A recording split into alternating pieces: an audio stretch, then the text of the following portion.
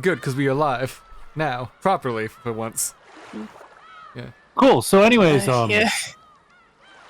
started reading a manga recently, where the main character, you know, standard isekai like beginning plot. Yeah. His cheat skill is thought detection. No. What you might think is THOT? thought like THOT.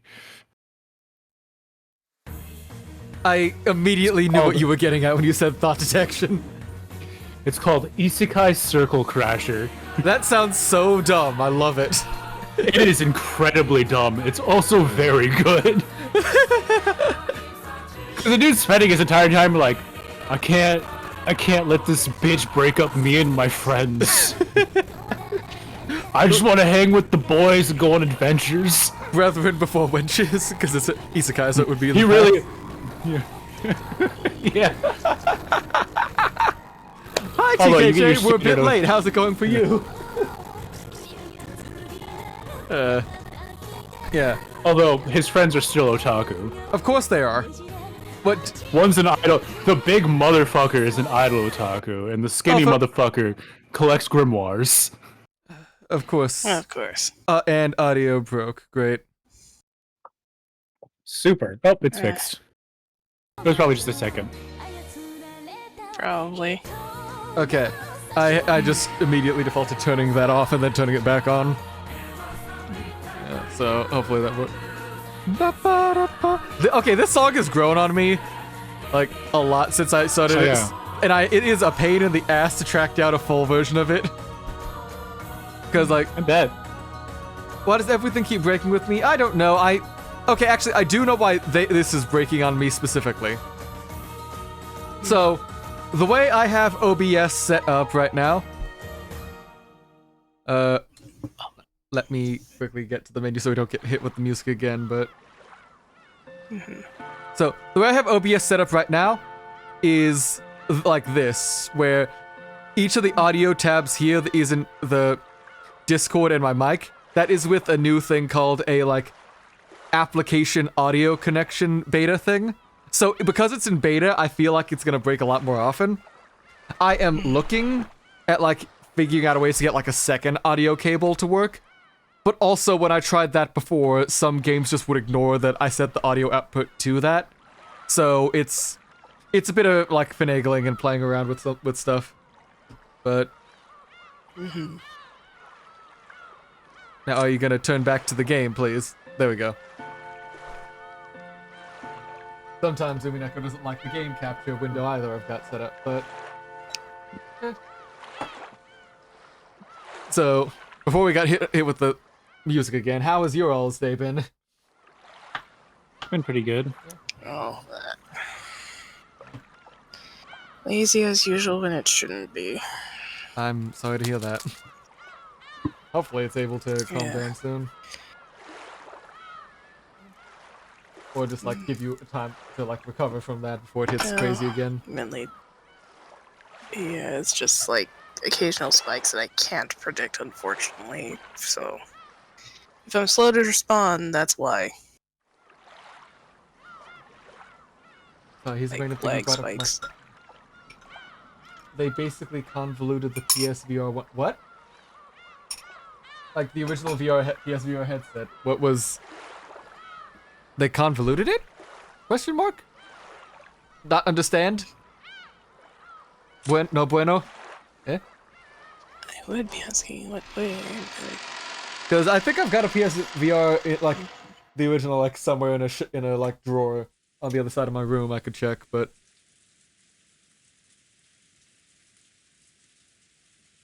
PSVR 2 was wires galore. I mean 1, not 2.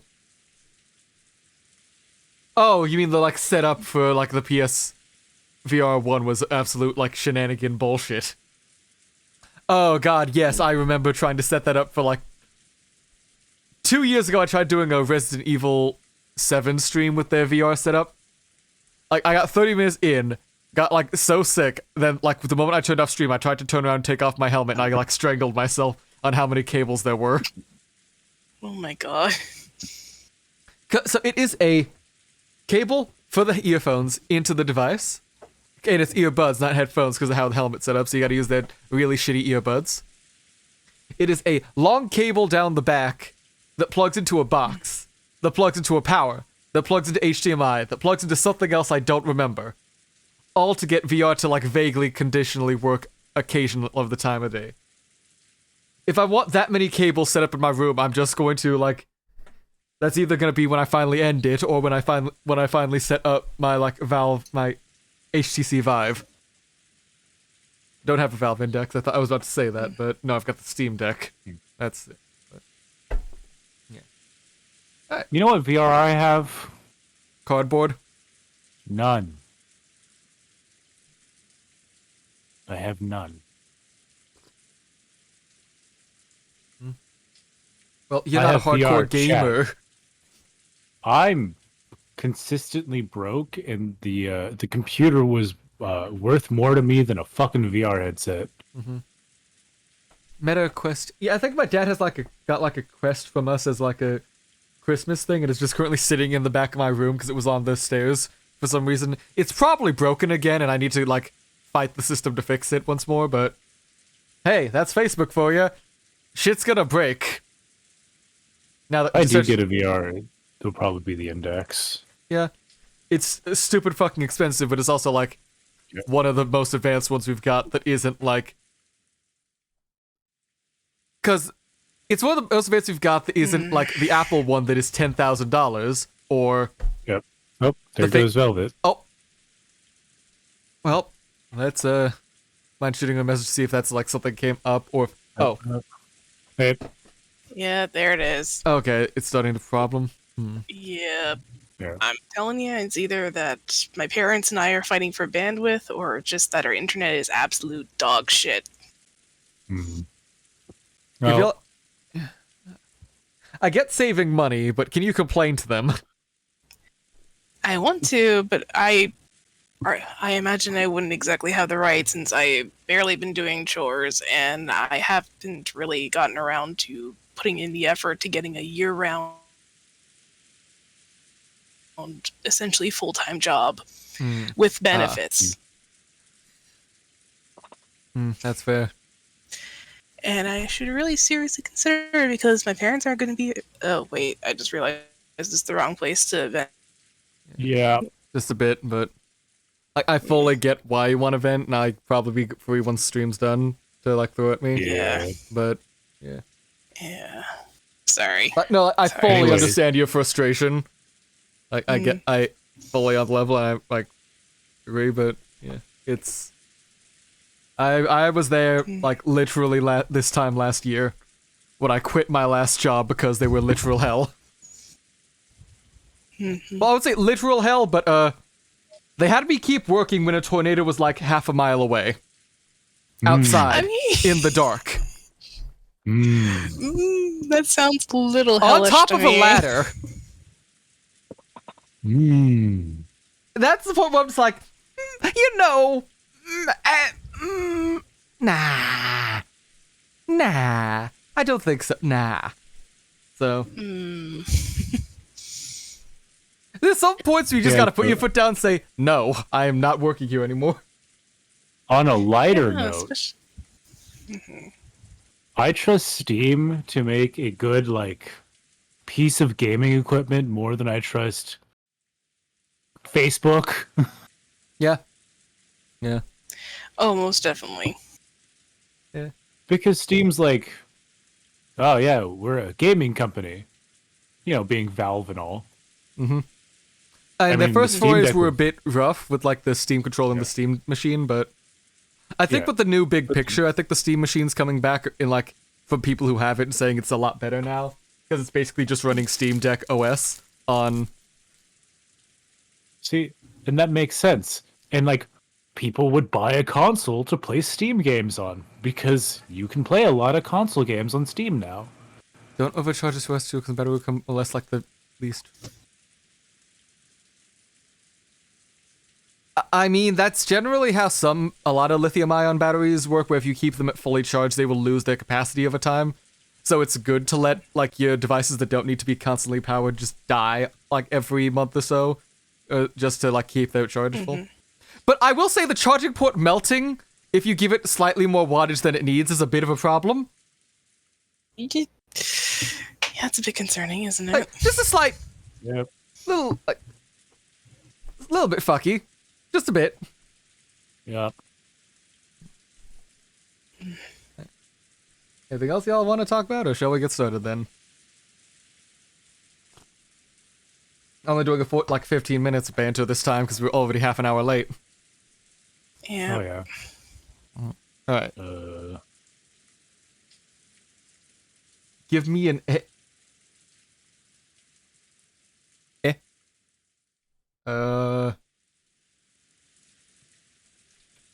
1 sec.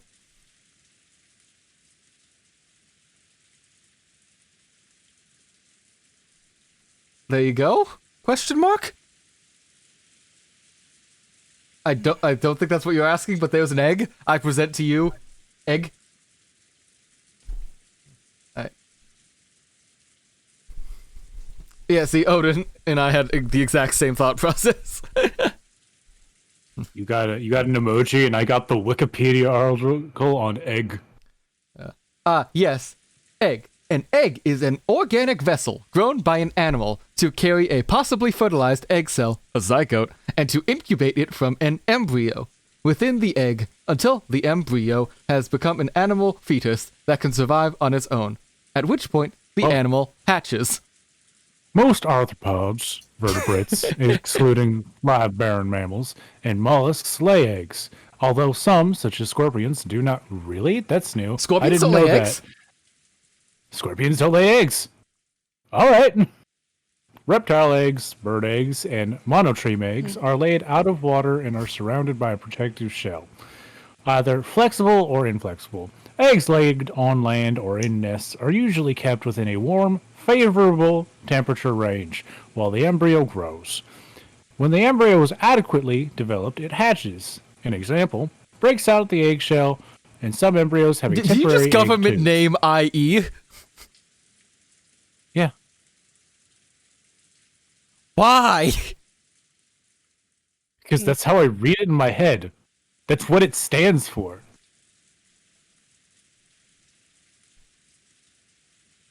I can't believe you. Sometimes. So, have a temporary egg tooth they use to crack, pip, or break the eggshell or covering. Alright. They are? That's enough. Alright, back to the game. Alright, I'll check out this one video and then just see if it's... it's give me an egg or Resident Evil thing. Because that looks like that's where it's from TKJ, but... Right, out of this and we'll... We lost viewers when I said we started reading the egg. Well, yes.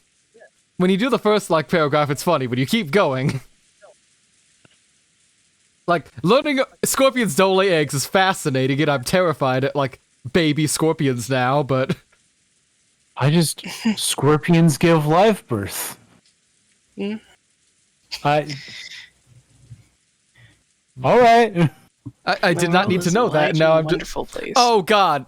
Do you think it's like that thing where, what was it, I forget what animals, a bunch, when they have babies, they'll just, have, a million or tiny of them just hanging to their belly while they're walking? I sure the fuck hope not. Because that, no, you kill a scorpion, then suddenly an army emerges from its shell. I'm already terrified of scorpions. I don't need to be more terrified of scorpions. Oh, I think I remember seeing pictures of certain scorpion species carrying their young on their back. Please say less. Oh no, they're a mobile platform. They're an they're an APC. Let's get off the scorpions and head to murders instead. Something less terrifying.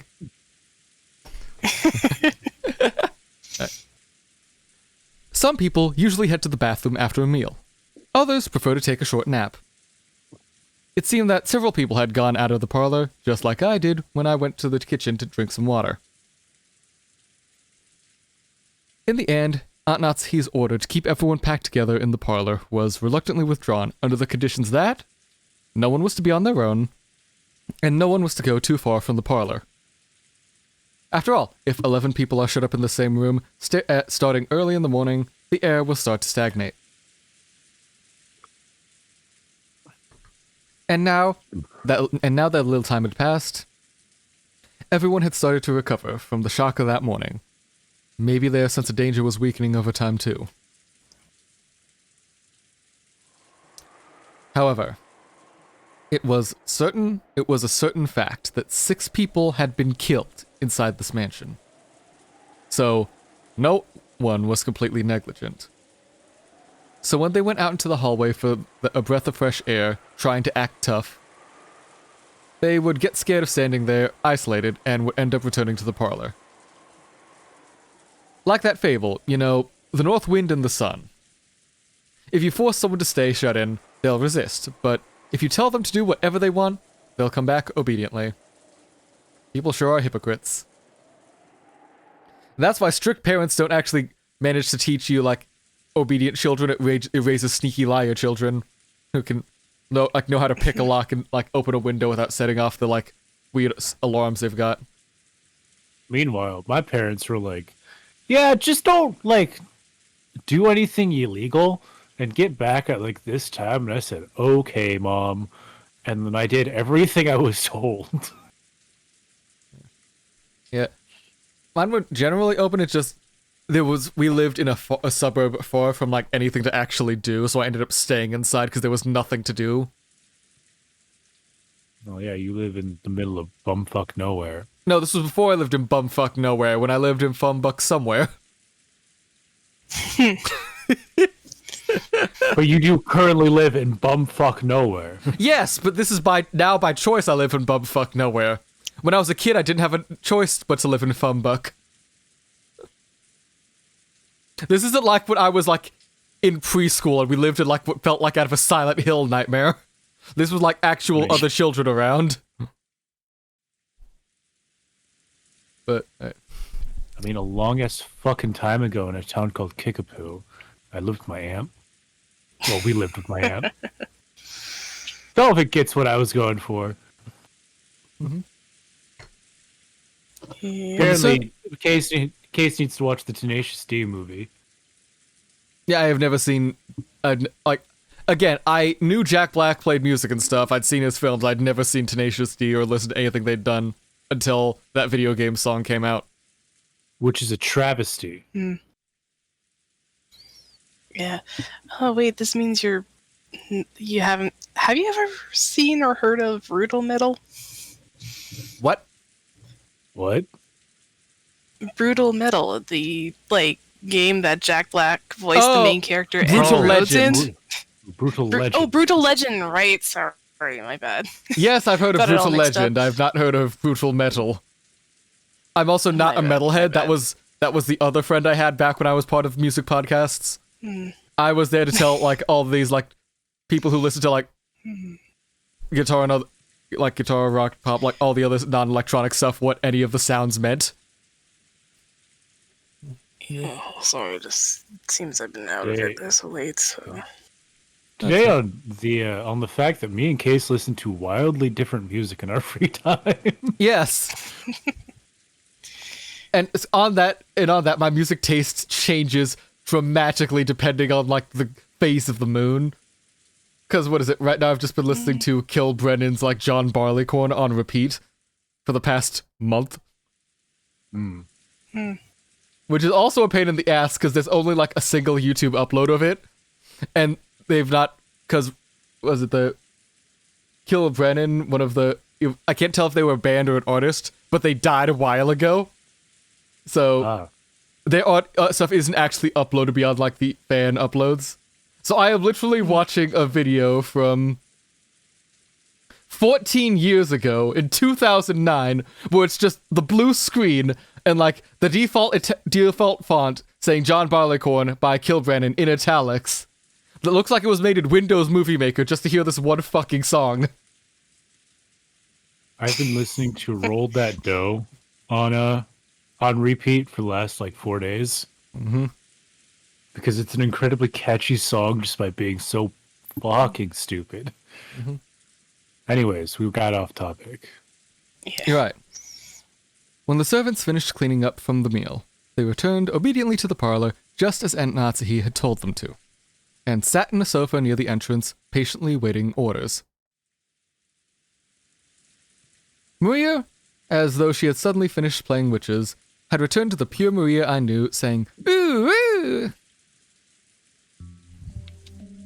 What in the world was that back there? I hadn't felt even an atom of the presence called Beatrice, supposedly standing behind me, invisible. However, it felt like, inside Maria, I could catch a glimpse of that little presence. Oh, right, the voices are still on. When I was doing that for audio testing. Tashkani. When Maria-chan starts talking... When Maria-chan starts talking about witches, she changes. Batlukun, you also saw it down by the beach yesterday, right? You mean when she gave me the scorpion key holder? No, I mean like when her feelings were... I don't mean like when her feelings were hurt. I'm talking about when she looked like she had, you know, a dual personality.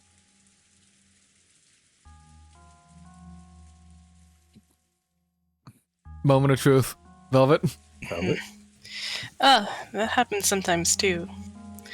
Just like when Maria started talking about the magic circle. Not very often, but it happens. It's freaky though. Apparently, according to Jessica, the laughing Maria shows up every now and again. This was just bad timing, and furthermore, it was the first time I'd seen it, so it really shocked me. So what is that? Does Maria have a dual personality or something? Are you saying that her spiritual sense is really that strong and she gets possessed by stuff like that? So, are you saying she's literally crazy with, like, split personality syndrome involving witches and, like, possibly murdering people in the background? Or ghosts are real? Those are the only two options you're presenting, huh? No, I don't think it's that. Did you ever experience it, a desire to be someone other than yourself when you were small? No. I had great self-esteem when I was young. Man, I wish I knew what self-esteem was.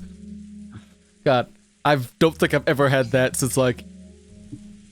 I had so much confidence as a kid, it was not, like... I was a whole different person, and then I'd, like, hit puberty and it was like, wow, everything sucks all the time, and I'm surrounded by talented people? What the fuck? I don't remember when, it just one day a switch flipped and like, oh, I hate myself. And like everyone around me is just doing better shit than I could ever do. And like my self-esteem just dived from there. I don't hate myself. I do, however, have poor self-esteem. Mm-hmm. Which is an odd thing to say in this day and age. Mm-hmm. What's wrong with you? Why aren't you depressed like the rest of us?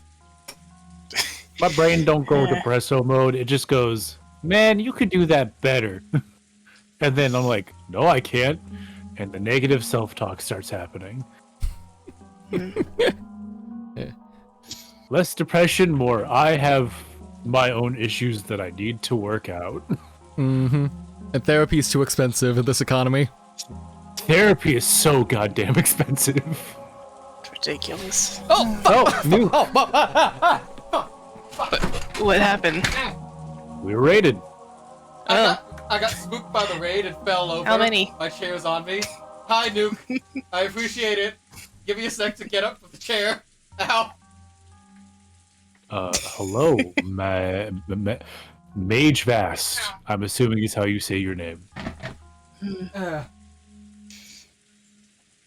But I get scared because I literally have a jump scare as my emote of just like a man screaming into my ear. With like I hear none of this. You're not hearing the Colossus scream from No, because I have the stream sound turned off, so I'm not hearing my voice 15 seconds later. Right. And now I can't look at the stream because of my internet issues. Okay, hi. No, I'm not falling this time. Not today. Get up. Get the fuck up. You should really change your raid message. Or your no, raid thing? it's funny. Heyo, heyo. As evidenced by earlier. Nuke, iconic. Thank you so much for the raids. Let me try how this shout out works again. Shout out. Well, there we go. That's one. And what are you guys playing? Yeah, how's it going? What we all playing? We still doing your Pokemon? Oh, I think you two are doing this Pokemon Soul Link. You should set it so a door knocking in the direction of where your door is 2%. Can I do something like with that raid? That I feel like I probably could, but I don't know how that would work with setting it up to connect with the raids because I'm using Streamlabs right now to handle my raids. I might switch over to the Twitch built-in alert system, but I want to wait till I get my the commissioned overlay and shit.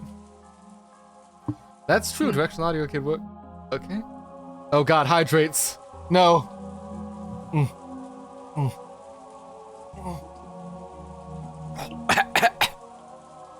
Thank you.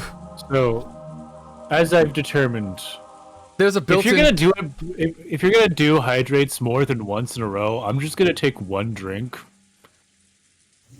Because you asshole. That's not part of the fun.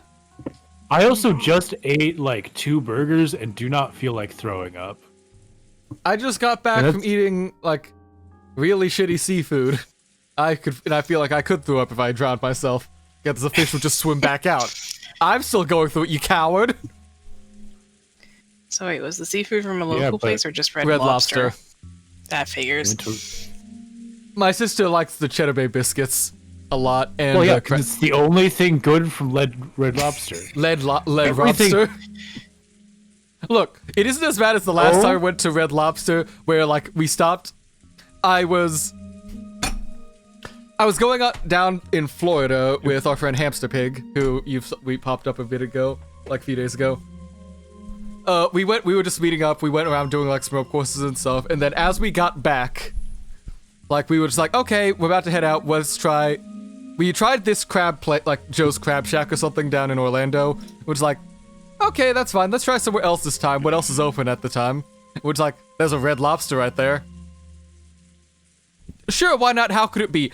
They were closed because someone in the front was getting arrested for dealing drugs or something. Oh my god.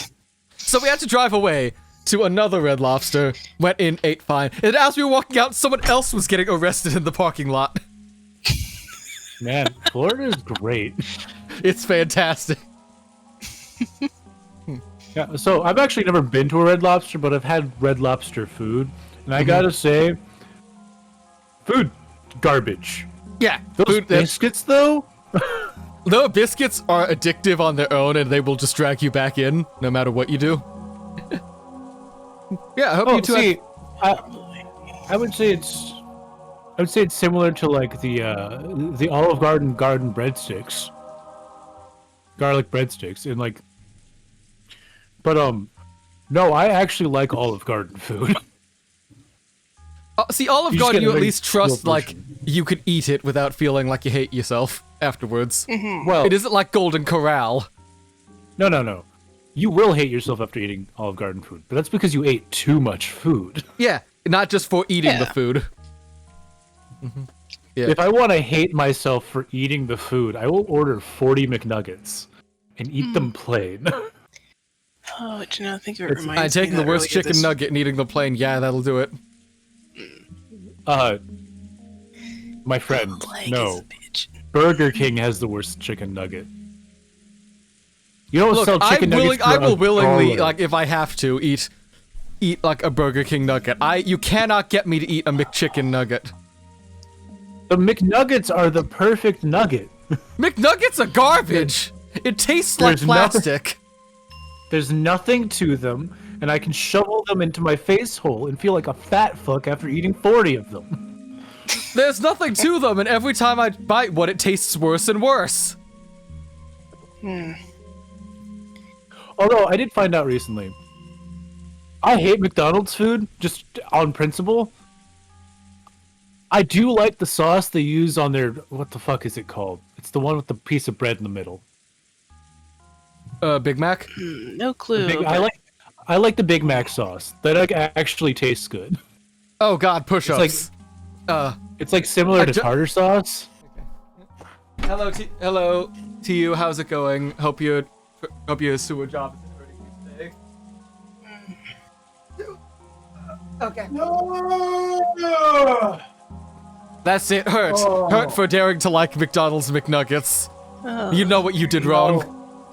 I'm just still full from my dinner. Also, McNuggets are fine, man. Like I said, Burger King has the worst nuggets because all Burger King food is grease. It's just like pure, unadulterated grease when you're eating it. So at least everything there is McDonald's made out of grease. At least has a piece of cardboard. It's cardboard or just in everything made of corn. I will at least trust grease as something that isn't corn. The grease is corn. This is why I go to fucking Wendy's. Okay, we'll agree. Wendy's is better than both. Oh yeah, no, Wendy's is wonderful, especially their Baconators. Of like the shitty, cheap fast food, Wendy's has the best food. Mm-hmm.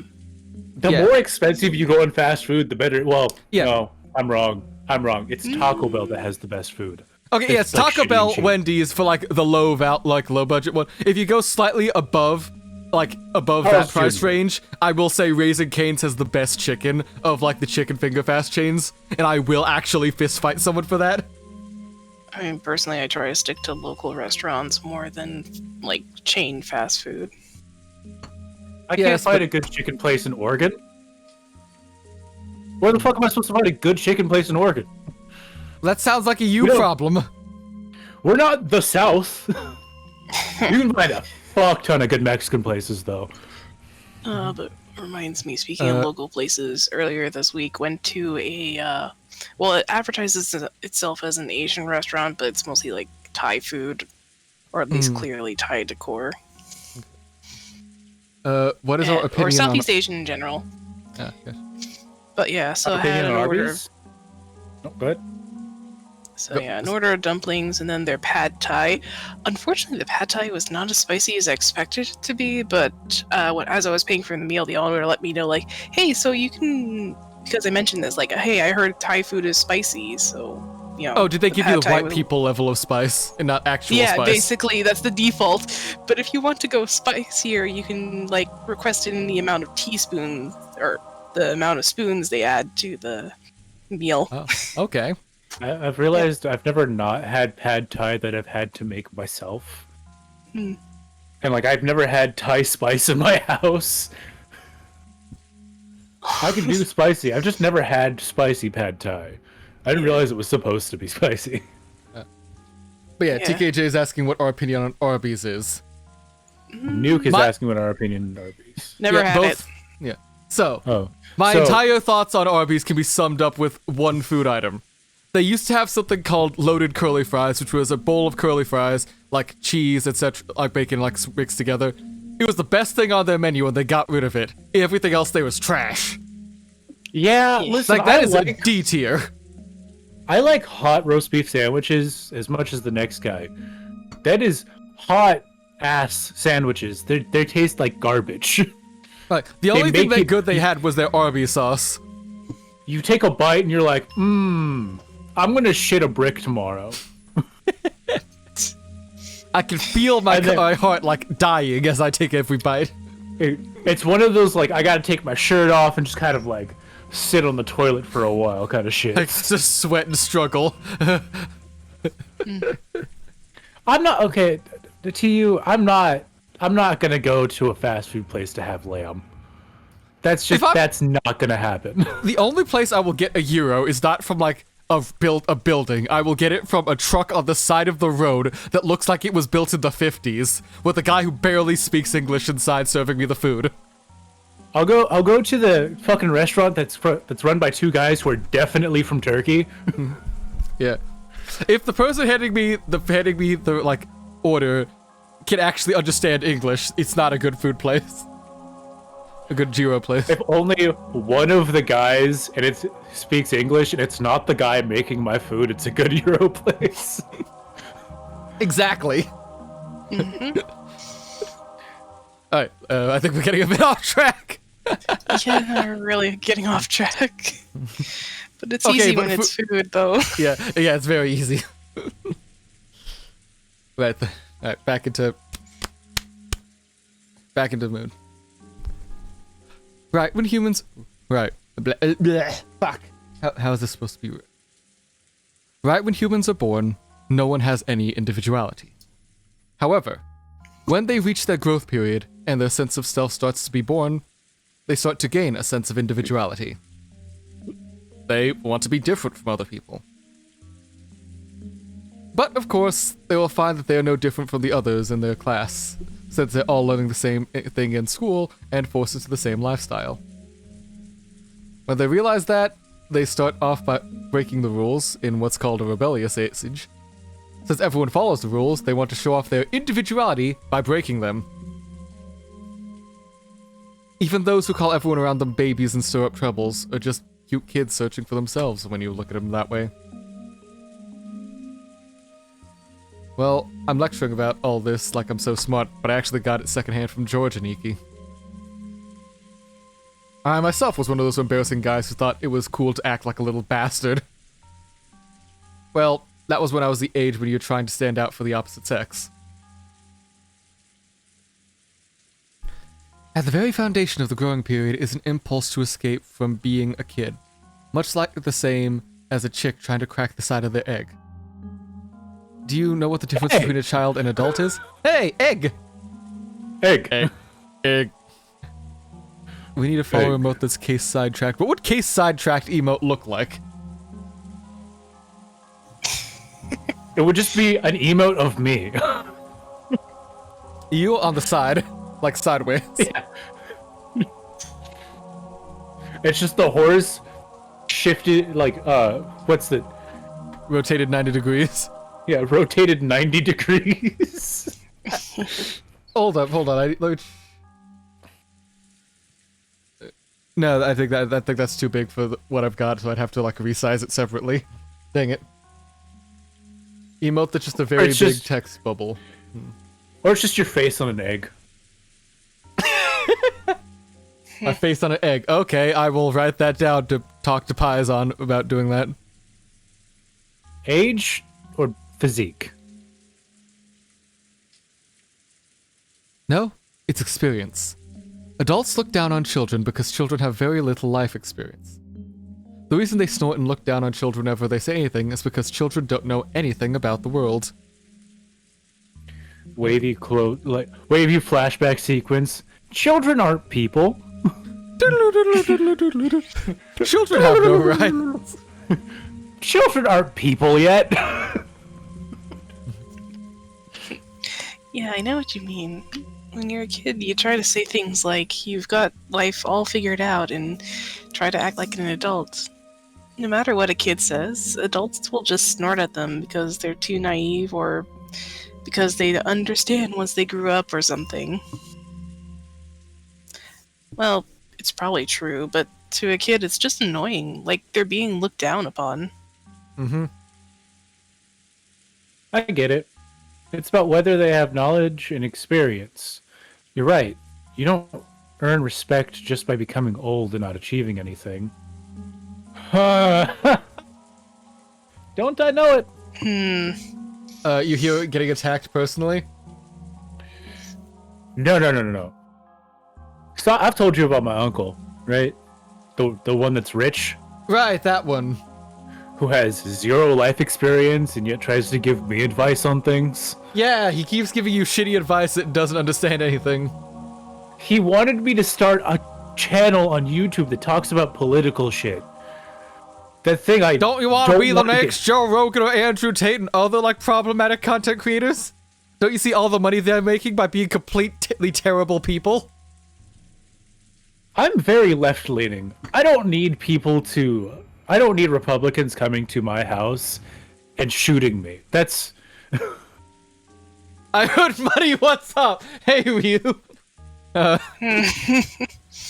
wish I could make money giving my shitty opinions, but I'm not charismatic enough for that. So I I do this for fun. Yeah. Also, if I wanted to do that, we'd just have a podcast. Yeah. And I think my sister's already trying to nag me into doing a podcast with her and some friends, so that might have to be a thing elsewhere. So we don't, like, ruin all my free time. Do you need me to be a buffer? No, I like this sister. Okay. Well, and mostly because she literally lives downstairs and I don't have to... Like, the only problem I've got is when it's like... I walk upstairs and somehow the dog got into my room and shit on the floor again. Even though I live up the stairs with a dog gate and a closed door. Is it a big dog or a small dog? Big dog. It's jumping the fence. Yeah, so I moved it from, like, being at the base of the stairs to literally being on the stairs. So it's a pain in the ass to climb over, but I will just climb over it rather than have the dog poop in my room again. Because it happened 3 times. My small dog's shit in my room many times. I'm thankful that I have cats. My cat, when I had my cat, he shit in my room too. It was a problem. There's nothing in my room that smells like garbage. That's why Jack's Films did make that joke about the fucking about no one liking podcasts and that the pandemic made people have to like them because it was the only thing being made. Like at a rate that was replenishing enough. If it's a good podcast, I'll listen to it. But there's so much fucking garbage podcasts. It also and I'm have not to be gonna people watch like every episode. And it also have to be like people I'm already aware of, not just like literal who's. Yeah. Like, I like Trash Taste, but I was already like, I know these guys. I already liked Gart's content. I don't know why. I bounced off of like Joey's content like early on. Like, it was like 2014 or 15.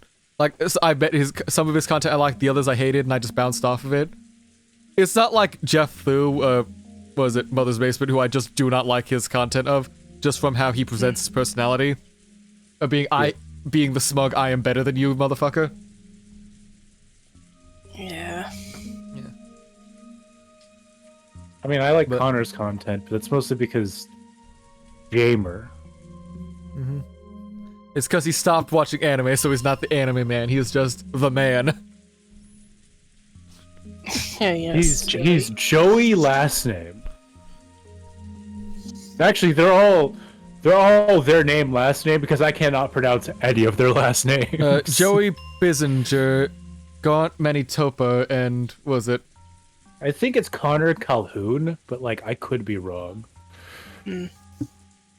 Because it is Welsh. Yeah, that is Calhoun. Yeah. Anyway. Therefore, what we have is a period where they have the impulse to escape from being a kid, and also they want to have individuality different from other people. If what separates kids and adults is knowledge and experience, then... Oh, I get it. Fuck, that just did not load. It lagged. That straight up did not load the text box. I get it. I don't get it. I get it. If they know something that no one else knows, that's one way to form an identity. When you're in, like, elementary school, if you knew stuff from no one else knew, had stuff no one else had, wore stuff no one else wore, you could become a bit of a hero for it. I bet you did the same thing, Battler. Man, I just got made fun of. I literally got bullied for being too smart. That was the thing. Yeah. Of course, I was a smart ass, so part of that was because I made people feel inferior on purpose. Well, yeah. I got what I deserved. Yeah. Kids need to be bullied a little bit. Not like to the point where they're gonna kill themselves or kill other people, just like that playful, man, shut the fuck up. Yeah.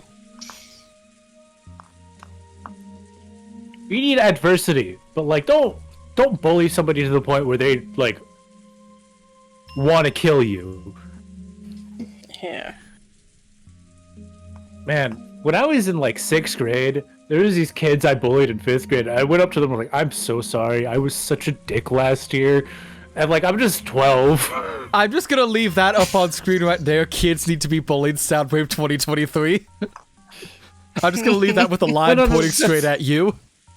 Out of context, it sounds so bad. It really does. What I mean is they need to face adversity from their peers so they can grow as a person. Sometimes people aren't gonna like you, and they're gonna be loud about it. Other times, your personality is the reason they don't like you. Alright, Should people you don't read change? cursive anymore. Hold on, I need to fix that. No one reads cursive Also, it's anymore. white on like a light background. Fucking changing color in this damn thing is a pain in the ass. Hold on. Color. How does blue work? But what I'm saying is kids do need to face adversity. That's not blue, I faced that's green. adversity. I faced adversity. I turned out fine. Are you sure about that? Yeah. We were just talking about this. I'm not depressed. Which is a shocker for people of my age range. Mm-hmm. Alright, let's try this again.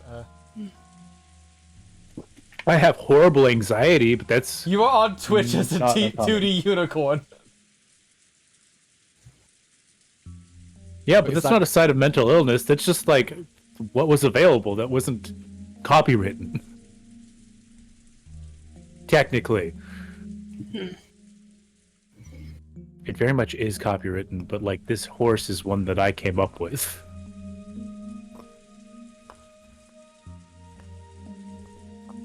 There we go. Black looks a little bit more readable, and it's kind of in print.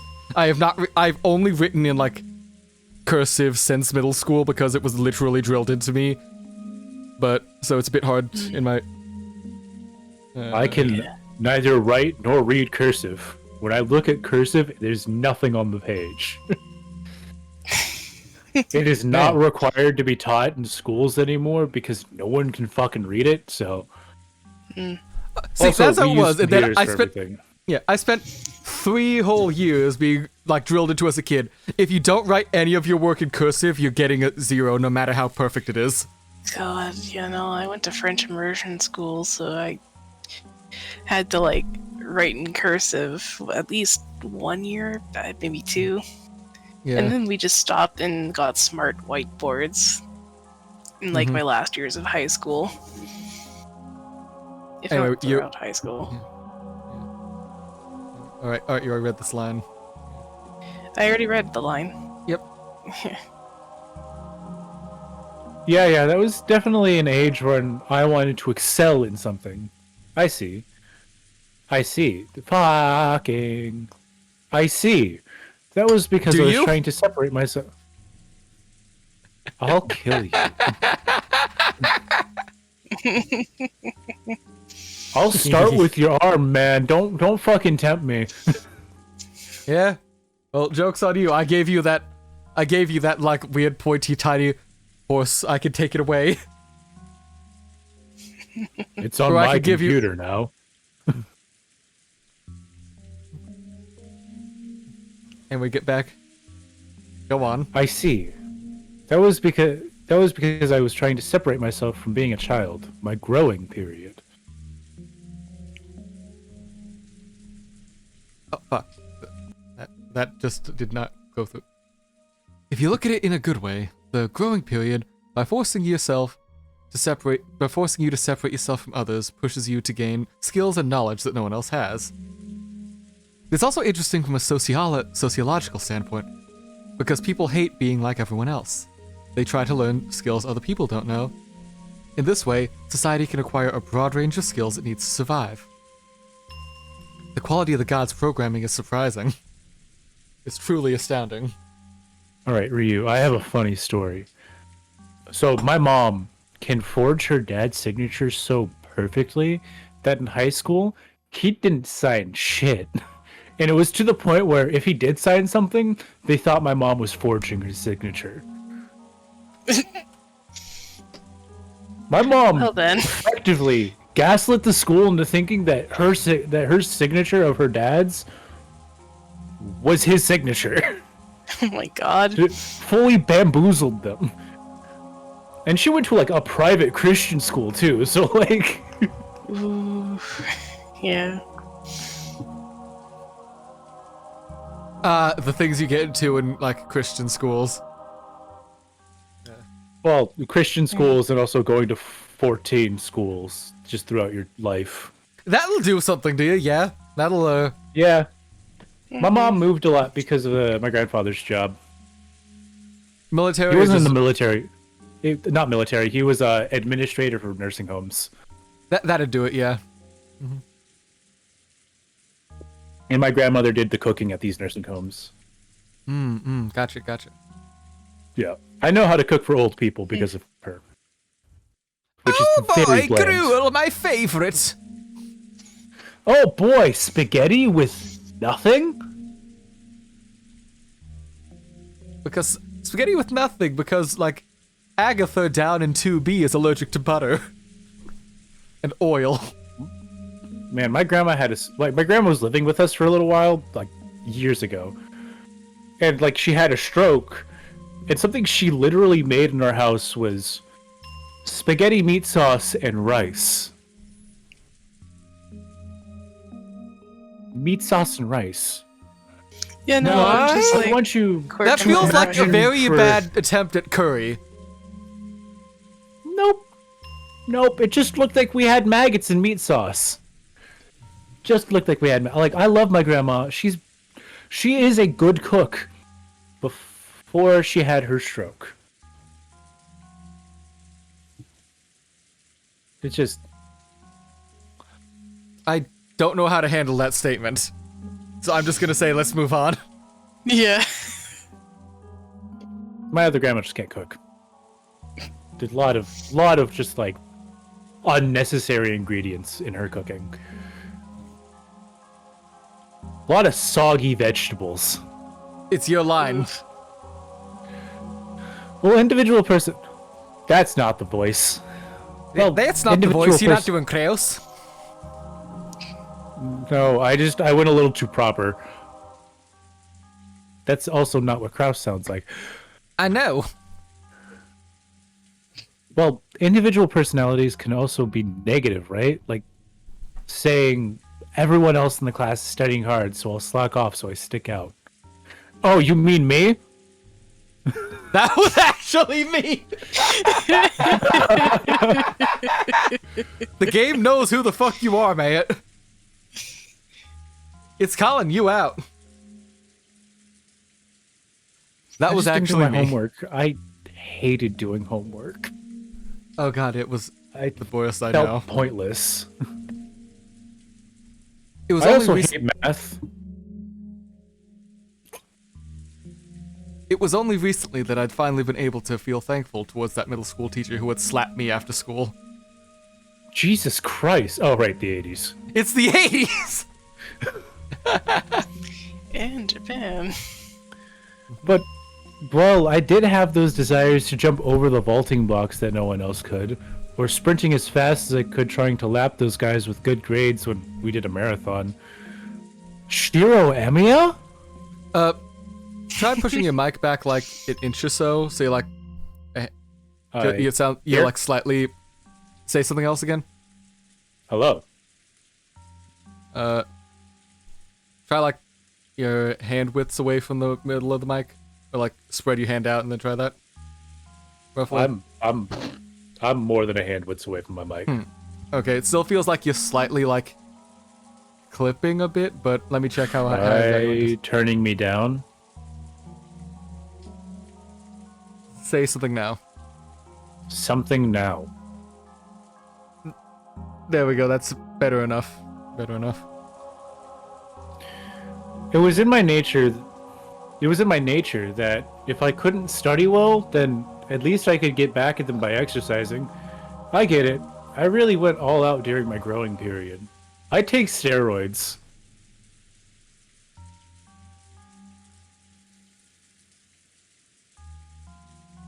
Well, That's an overgeneralization. Velvet? It's also the 80s. Sorry, there was a little bit of but anyways, I guess boys do tend to focus more on physical things. But girls of the same age tend to focus more on emotional things. I'll bet there were groups of girls in your classes that were really interested in, like, fortune telling and their spiritual senses. Yeah. There was. They'd come over asking for my sign and my blood type, and they'd laugh. Ah, I thought so. Ha ha, ha ha, ha. Really got on my nerves. No matter which class you go to, girls like fortune telling. There was always a group that went on about spirit senses being strong or weak, or sensitivity or seeing things that can't be seen. See, I know a few people like this, and it's just funny to give them blatantly wrong information and watch them go, I knew that's it. That's why you're a Scorpio. And it's like, no, actually, I'm a Pisces. I lied to you. The girls in my school just dressed like they shouldn't be dressing. Like, they didn't... I understand school dress code is strict, but, like, there's strict and, like... And then there's... Please try not to show up to school in, like, a not... Like, wear what you want, but try to be at least a little modest. Sorry, I thought you were about to say, try not to show up to school in a Nazi uniform. But I think that'd be the guys more than the girls. Too. That too.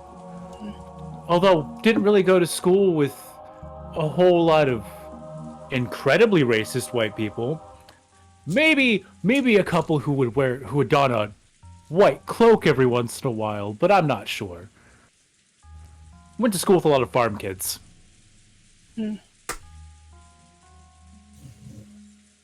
But also went to school with a lot of inner city kids. It was, well, inner city as far as, like, the suburbs go. That's because fortune telling and spiritual senses are things that aren't taught in schools. To girls who, unlike guys, are more introverted.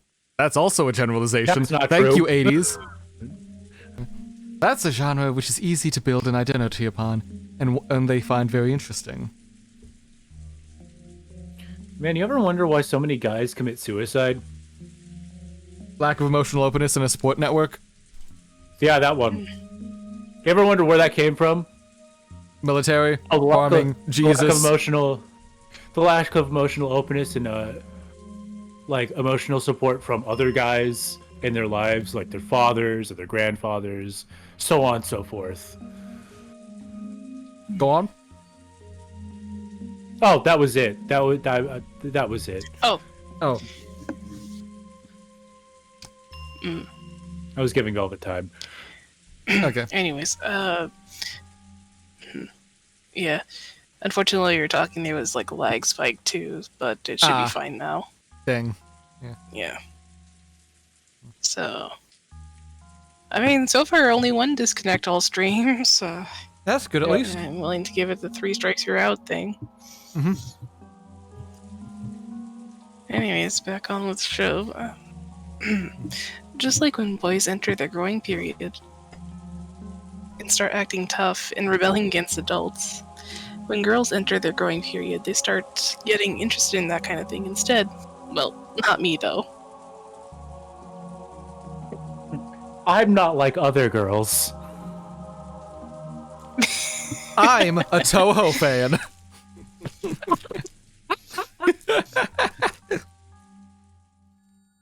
It's this underground game called Toho Project. You wouldn't understand it. It's not been released.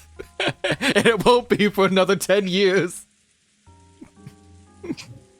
Damn it. Give me a second.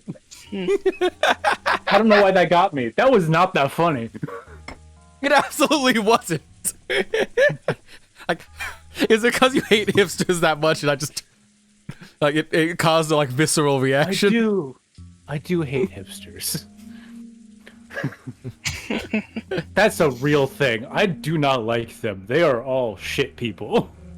I'm talking like the kind of the hipsters that will, like, go into an area and be like, man, this thing that everyone really likes, fuck that.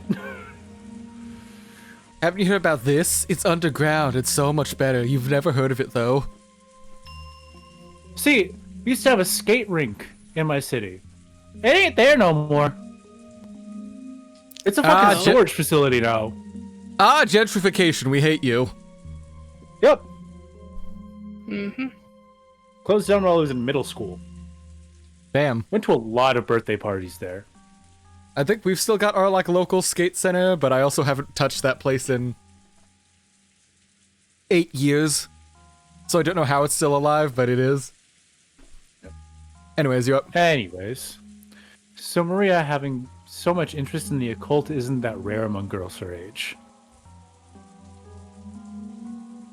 Even if you accept that, I wonder if it explains that creepy dual personality thing. Well, I think I can accept it vaguely. As I said before, becoming an adult means gaining knowledge and experience. So kids must study various things so that they can gain knowledge and truly awaken. There's a specific kind of fantasy useful for this, which is and always has been prolific in the world of children. Isekai! Do you want to get hit by a truck, kids?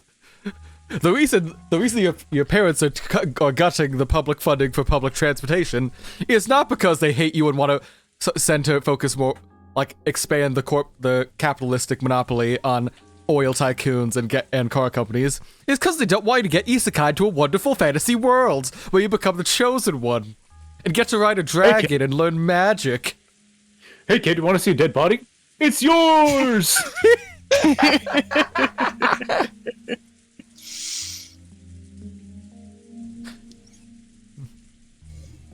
This is a complete it really isn't 180 of the Satanic D&D. Panic.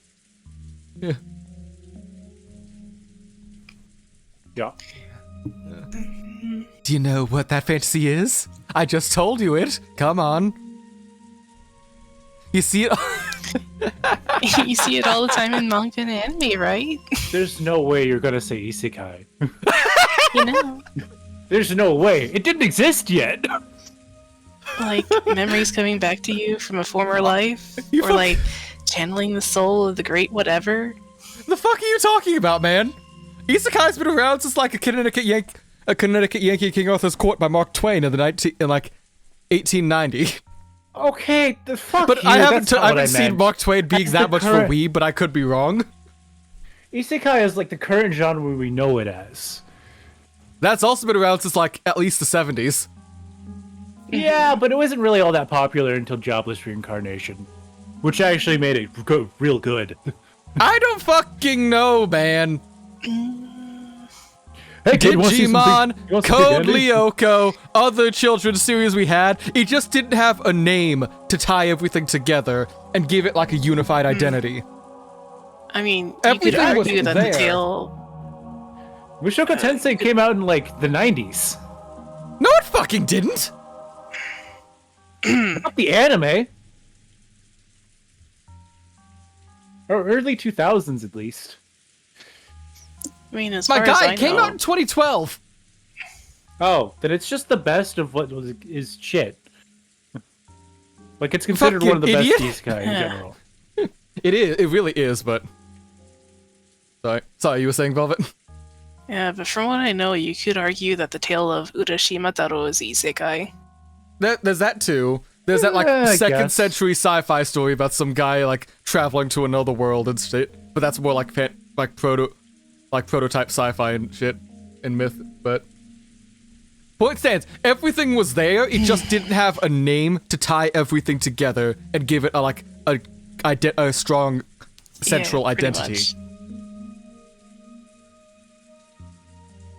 And then they were like, it's another world. In another world, isekai. Jobless Reincarnation had a point making the guy be a loser and a sexist and slowly fixing him, and everyone else just took the, let's make him a loser and sexist. Yeah. Yeah, that sounds about right. It's almost like Rudius is a good character with development. Mm-hmm. I say pointing at everyone else. Well, I'm not saying you can't say everyone else, because, like... pointing out a lot of them. Yeah, like majority of them, yes. Anyway. God, the only other isekai I can think of right now off the top of my head is... Shit, it starts with a K. Konosuba. And he experiences no character development. No, but he's also deliberately a gag. Yeah, he is deliberately as a joke. Yeah, he is a dick for the sake of a comedy series, not for, like, serious, deep storytelling. To be fair, no one in that series is a nice person. No, they're all, like, terrible idiots. But I will say... Which is funny, because the series ended with them, like, actually ending up becoming the heroes. Yeah. And, like, ending the Demon King. But, like, Ainzu Gao, he didn't really experience... Whatever. Okay, I hate the series all you want. His voice actor in the dub is, like, fucking a goat. I didn't watch it dubbed. I'm not a dweeb. I am a weeb. That's Chris Guerrero is like something else when it comes to like actually voice acting, because that's like fucking powerful. But what I'm saying is, I didn't really experience character development. He was just kind of like the bad guy. Okay, but you also need to look like not every story is all about character development. It is all about like. Yeah, it's all about he's cool as fuck, but the main actual character development isn't focused on Ainz. It's on the what are they called? The NPCs, whatever. Everyone else in Nazarick, who suddenly has a personality suddenly forced into them that they have to like adapt and learn. He's literally just like a dad trying to corral his like demon children who could actually end the world if they tried. Leonix brought up my next point. Subaru Natsuki of ReZero has no character development. He remains a cringe fail guy, doesn't get fixed at all. He's the worst. He's the worst character in his own show. Yeah, which sucks because he's got like the coolest like setup for an actual story of like being cursed with a time loop in your isekai in a world that will actively just proactively kill you. So like, he should have, like, the best setup to be the best character, and he fucking fails every single time. It goes to fucking Felix. Yeah. Ferris. Felix's best boy. He literally just walks in, hi, I am Catboy Girl. Yeah. Is it Ferris or Felix? I think it's Ferris. Ferris is what he likes getting called, but his name is technically Felix Argyle. So, like, okay. Like, it jumps between, like, which version of... Which one you need to, like, want to call him. Yeah, Cat so I usually just default to like Felix when he's in his night outfit and Ferris when he's in his dress. Yeah, but just there's a lot of isekai where the main character, like our prospective characters, doesn't really receive character development. Is my point. Rudius is receiving character development. We're actively seeing that happen. There's some points where you're like, holy shit, that was a huge character moment for him, and then there are other times you're like, he's still a shitty person. Yep. God. And as much trouble as like isekai are, it is still like one of my pet genres I go back to when I'm feeling bored and want some like dumb schlock. Cause it's like SI fiction fan fiction.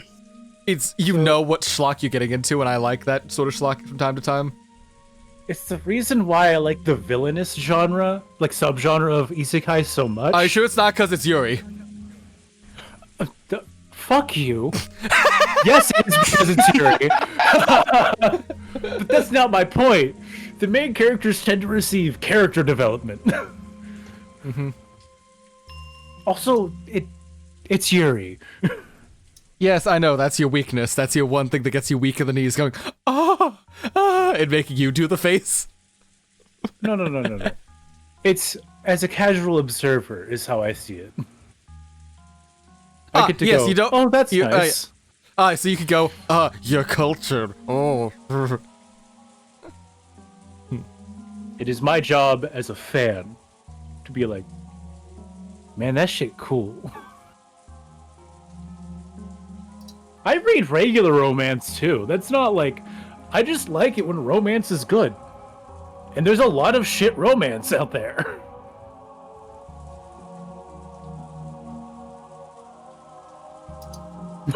temperature IQ.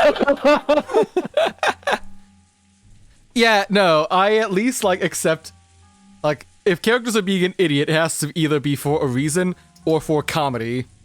And ReZero is deliberately trying to not be comedy. Like, it is aggressively, like, trying to go against that in every way. Which sucks, it also has, like, again, like, other great characters, other fantastic character designs, and other cool story plots. Subaru is just literally the worst. Alright, it looks like we're about to have an ad break start popping up, so... You know who the best isekai protagonist is? Besides Rudius? Ritsuka Fujimaru. It counts. The Lost Belts are other worlds. Technically. I will give you a technicality of like, sorta. On the technicality. On a very small technicality, you're like on the list, but Uncle of that Uncle Isekai. I have not seen that. How is that? I keep hearing like that's a funny one. I've heard it's fucking hilarious. Mm-hmm. His taste is gay. Oh, so he just plays hentai when he gets back to the real world. Gotcha.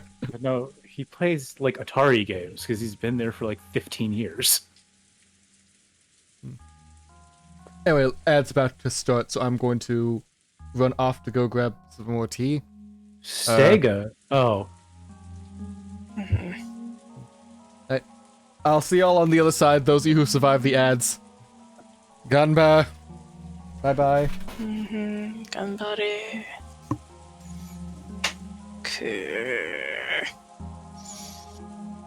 Why do I have 25 cents Canadian?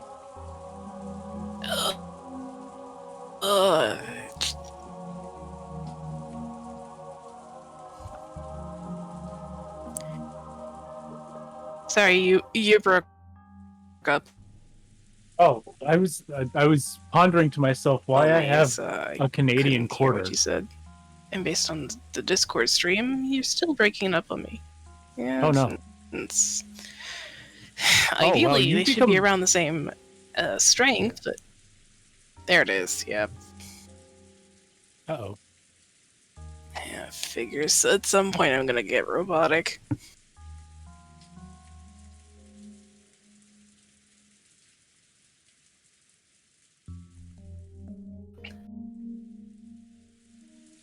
I have foreign money in my room. God damn it.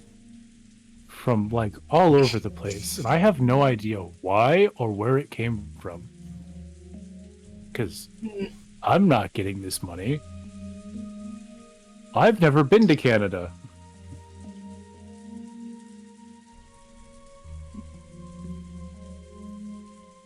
No, sometimes, when Canadians come down from the border, sometimes that happens.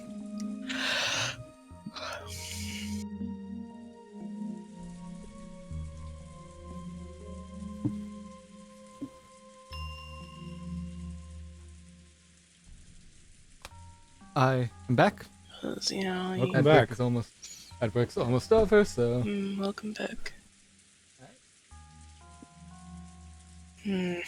Once the ad break's over, I'll come back with the... Yeah. Miss anything? Or... By the way, sound... no, not really. Just me grumbling about how every so often there's, like, lag, so... Again, that's why I'm slow to getting to my lines. Because it's like a few seconds of lag almost every 5 seconds. Well, maybe not every 5 seconds, I might be exaggerating that. But you get my point. Oh, he plays... It's enough to be very... Yeah. That's to be very annoying, I understand. Yep. Oh, he played Sega... He was waiting for the Sega Neptune. Oh my god, that poor man. Does he feel any better that Neptunia is a franchise then? And he can at least get, like, anime girl Sega? That's what Neptunia is named after? Hold on. You didn't know? The fuck, why would I know? Okay, my guy, let me explain.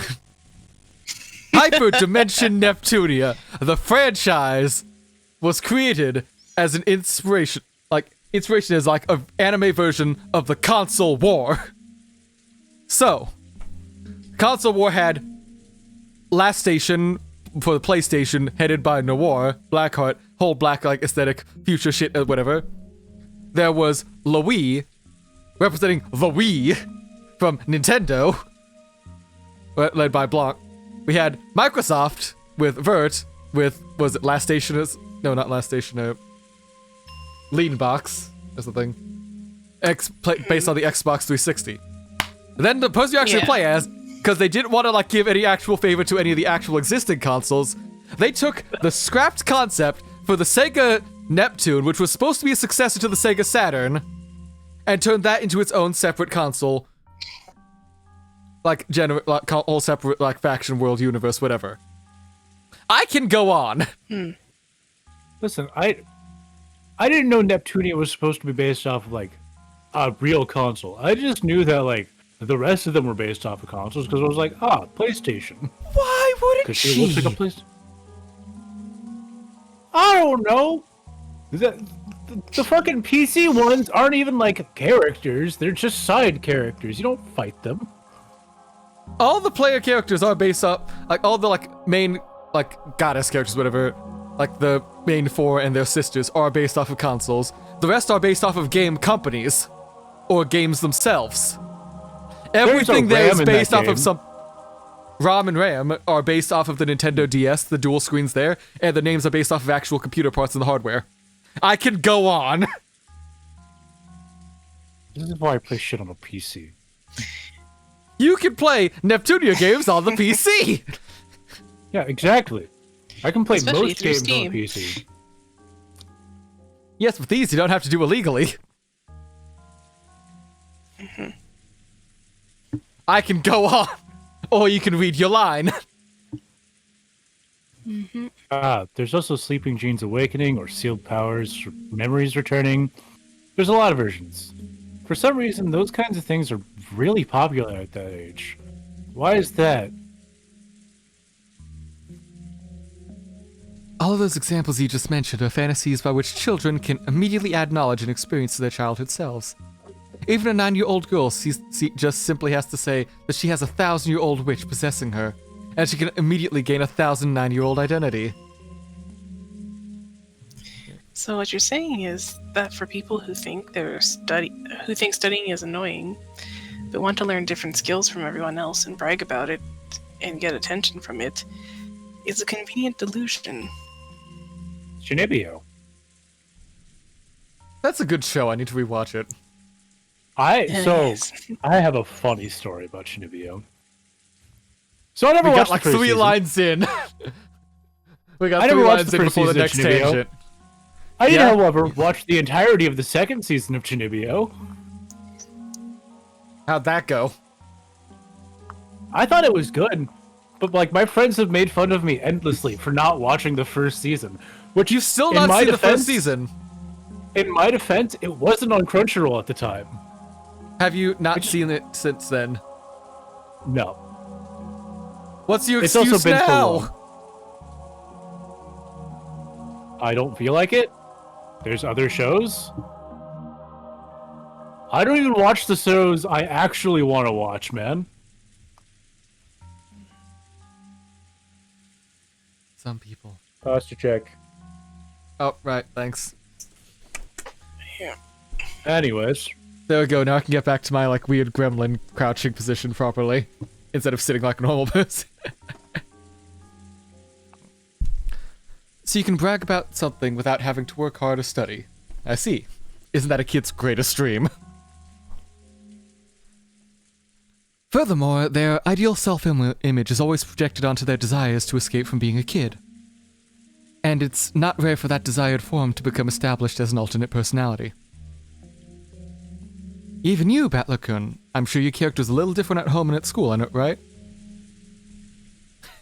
It would probably be embarrassing if someone at school saw how you were at home. At school, you try to project yourself as you want to be, but home is where you are your true self. Something you have 3 faces. Man, I went to school with my brother. There was no hiding. So, in other words, I'm changing my character for different situations. Are you trying to say that having multiple personalities is actually really common?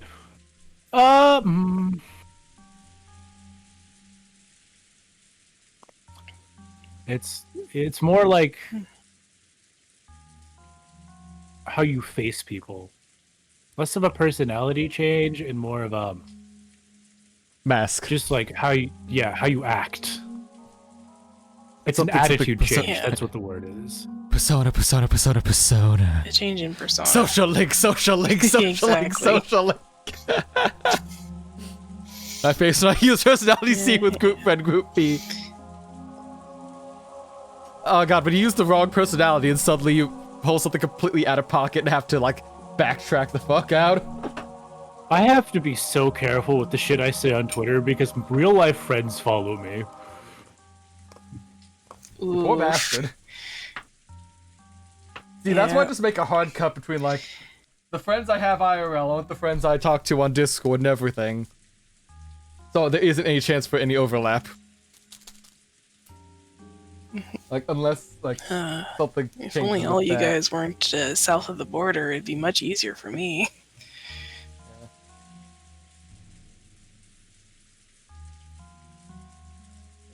Yeah. Anyway. Or just an entirely different continent. Yeah. Don't worry, eventually we'll smuggle TiVo through the But anyways, before I encounter another lag spike...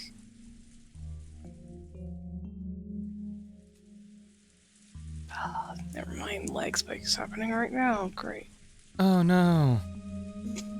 Got balls. There we go. Okay, I think we're back. Okay. Yeah. There we go, yeah. A girl who's a fan of the occult might say that she's being possessed or... Oh, god damn it. Right in the middle of my line, isn't it? Yeah, I heard that. That did pop a bit. Fuck. Want to give it one more try, or? Yeah. Oh, crap. And of course, as you're asking, you start lagging. Uh-oh. Oh boy. This again. Is how King Crimson works? Exactly. Crimson. King of Crimson. Fuck, I had a thought of how I could do something with King Crimson in OBS, but I don't have the time to set it up. Or the money to like pay people for dumb overlay shit. I think we're losing me here. Uh-oh. Oh no. Not restarting Discord won't help or something, maybe? If not, we can just keep going. But... No, it's fixing itself. Hold on. I think it's working. I started thinking about JoJo, and I thought about Polnareff and Dio. I'm back, by the way, so just let me get through my line before another lag spike happens. Come on. Go. Anyways. Yeah. A girl who is a fan of the occult might say that she's being possessed or has awakened. Honestly, there are some kids who can change their personalities so drastically, it can change your whole opinion of them. Even some boys, right? Guys who just blow their top and get violent over nothing. I bet they think they're pretty cool, but it's painful to watch. Yeah, we call them cringe now. Mm-hmm. So to sum this all up, tell me the last part got hit by lag. No, you're fine. You're fine. So there it is. Let's sum this all up. Girls about Maria's age are cringe. They will never be based until you learned how to meme like the meme lords with an RGB lightsaber katana. Or whatever the hell that was that, what's his name from Metal Gear Rising Revengeance has. Children are cringe. Even if they show a creepy second personality like she did a minute ago, you're saying that's not such a rare thing? I don't know! Seems pretty rare to me. My sister was pretty normal as a kid. Yes, his vibrator blade. That one. Oh. Uh-oh, we lost her. There goes Velvet. Alright. I will keep going then, just if she rejoins? That's fine. Okay. Right. Yeah, fuck, that was twice in a row. Yep, strike 2. Alright, that's the second. Right. Yeah. If you bring it all together simply, that's what it means. Identity is an important thing used to build up one's sense of self. If you make fun of that, it actually causes children to go back into their shell. So it's important to go along with them to some degree, although to accept it completely requires the tolerance of the parent. Aniki, I can't believe you aren't married. You sound like you already raised kids through middle school. My God! My God! Dude. Too soon. Too soon. What is wrong with you? Battler. Holy shit! Man. Died. We just saw her body. And I wonder. Then I wonder if Auntie Rosa also knew about Maria's dual personality. Probably not. Probably going old school and like beating, like trying to beat it out of her. Yeah. Like George is like fucking Thomas McKeek for not immediately changing Sprite to a sad Sprite at there. Man, I would have decked that. Are you kidding me? If it was like, man, I can't believe you aren't married yet. George has the patience of a fucking saint here. Apparently. He can't be this nice of a person and not die. Yeah. Them some fight words for Fight Man. Fight Man does sound like a red tech superhero. I love calling him Fight Man for no reason. Imagine you're out in the fucking sticks. You hear. Look, this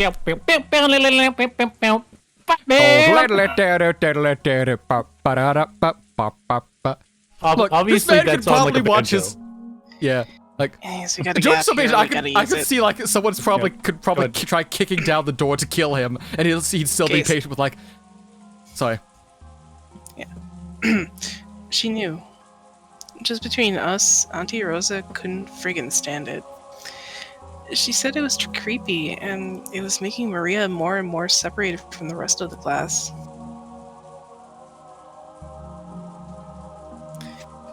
So, anytime Maria started talking about the occult or laughing like a witch, she'd slap her. And it looked like Maria stopped talking that way in front of her. Okay. But yeah, I was saying, like, George seems like the kind of patient where, like, someone could be breaking down their fucking door to kill him and, like, everyone else. And he's like, when you get the chance, can you please bar the door or open the window so we can escape? There's no rush. I can hold this door for a little bit longer before my back gives out. Like, I don't know how the fuck... Do you think George has ever had chiropractic surgery for all the caring he's done his family? Yeah. Because he seems to be carrying a lot of the... Yeah.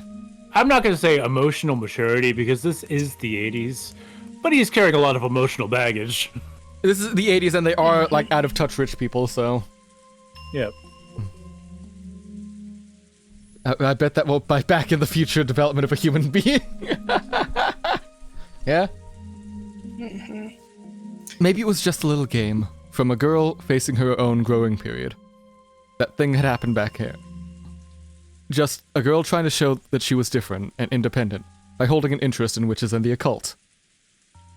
And since she wanted to have another side to herself that wasn't infantile, she was switching between her normal personality and the personality of her ideal, a witch.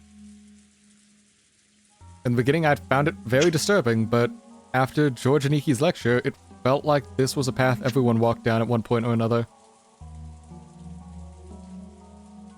I haven't told anyone, but when I was in kindergarten, I joined up with a little gang of kids trying to form an Earth Defense Force, saying that we'd help protect peace on Earth. The EDF? My face still turns red when I remember how, during what we called battle practice, we would chant, EDF! EDF! EDF! Here comes the fucking spiders! Oh, God. I still haven't played any of those games. They look like dumb fun, but I want to play that with like a group of people. Yeah, I want to get like a group to play something like that, not just do it on my own. Just so that I can end up accidentally calling down airstrikes on us. Because I missed through a grenade, and we have to run for our life. What's the range on that gun? Yes. Just like usual, I play with friends. So, what was the most recent version? Did that come out on Steam, or was that a console thing? I think it was EDF5.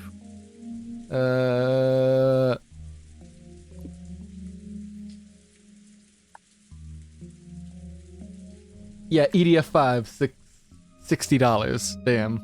Okay, that's a bit much. God. Alright. Yeah, I'll add it to my wish list, then start eyeing up, like grabbing it eventually.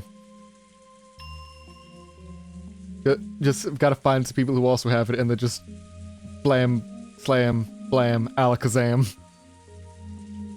And the orange-colored sky. Just like usual, Maria was relaxing, immersed in the TV, oohing at and laughing, just like any girl her age. But on the inside, another personality, that of the ideal which she admired and blindly accepted, was sleeping. But that wasn't anything extraordinary. It was perfectly natural for a girl of her age. I calmed down a little. I'd started to recover from the shock of my bizarre experience in the kitchen. If I hadn't talked to Aniki and Jessica, I might have been frightened by the idea that an invisible witch was standing right there behind me. However, can I really accept that as an explanation of what happened back there?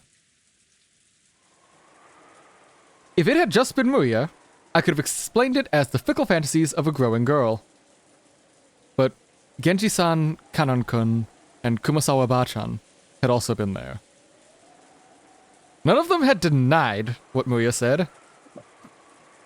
They just silently accepted that Beatrice exists, quote-unquote, again. I'm gonna point that out again because I feel like that's important.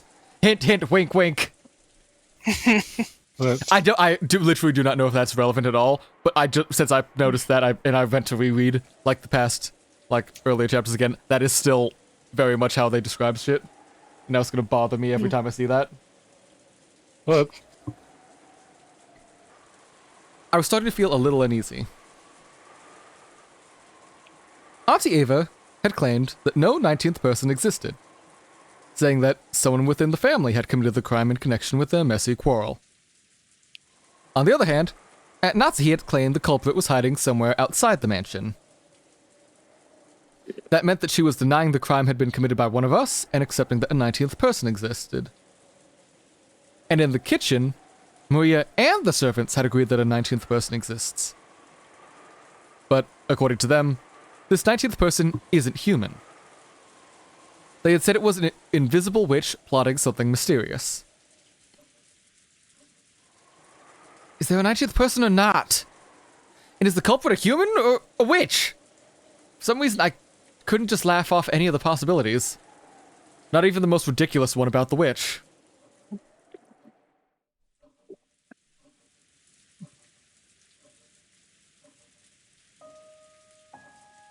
Jessica, all I know about the story of the witch is that it was a story made by the adults to keep the kids too scared to enter the forest, but is it different here in the mansion? I'm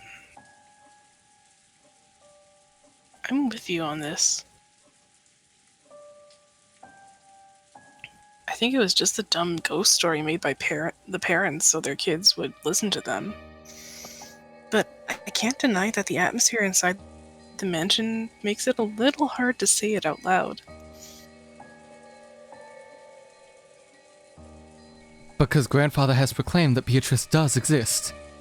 And because of their positions, the servants can't doubt that. Jessica's mother and father don't want to get in fight with him either, so on the surface, they just go along with it. So, you could probably say that inside this mansion, doubting the existence of Beatrice is kind of a taboo. Unlike the rest of us who only come here once a year. Isn't that right? Jessica puffed out air in admiration. It looked like George had guessed it right. You've got it totally. No one really believes it on the inside. But on the outside, they accept that she exists.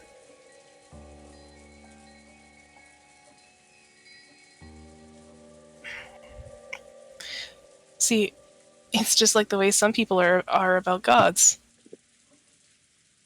Even if you know... Oh, crap, the screen froze. Is the text still visible, or... It's coming in, it's okay, coming in. Go. Yeah. Even if you know there's actually no such thing, it feels rude to actually say that out loud. How do you think the servants feel it amongst themselves? Feel about it amongst themselves?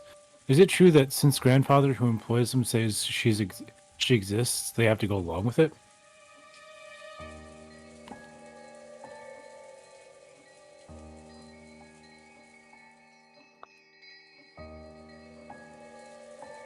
Anything, or is it freezing up again? Oh no, I think we're catching up. No, wait, hold on. Yep, no, there we go. Just had to wait a second. Yeah.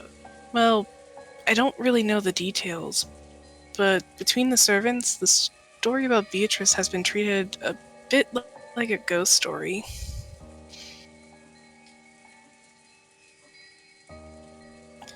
Remember yesterday when Shannon was talking to us down by the beach? About how they saw unsettling things while doing the rounds in the mansion at night? She had said something like that, hadn't she? Back then, I didn't give it much thought, assuming she was just going along with the displeased Maria, but now that I think about it, she did say that completely seriously. That's right. She definitely said it. She definitely said the same kind of thing that Genji-san and the rest had all unanimously declared back in the kitchen. In addition... Oh, hey! She's alive! We're back!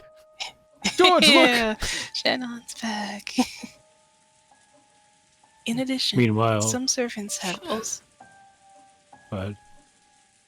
Please. In addition, some servants have also seen will-o-wisps and glittering butterflies dancing around.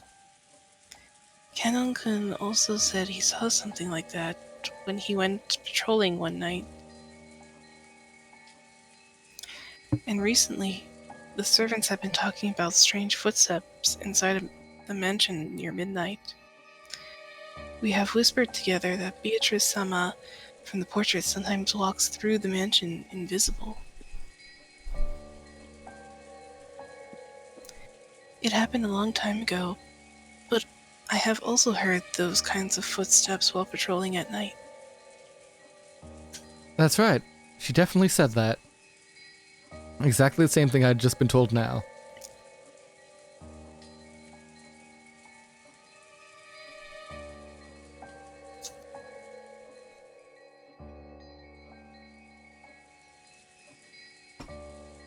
All waiting for Will to catch up. What were you saying? Oh, okay. There we go. Yeah. But there's nothing to be afraid of, you know. Beatrice-sama is another ruler of this mansion, separate from the master. So she won't do anything bad, as long as you respect her and don't act oddly afraid. However, she's fearsome if you don't respect her, right?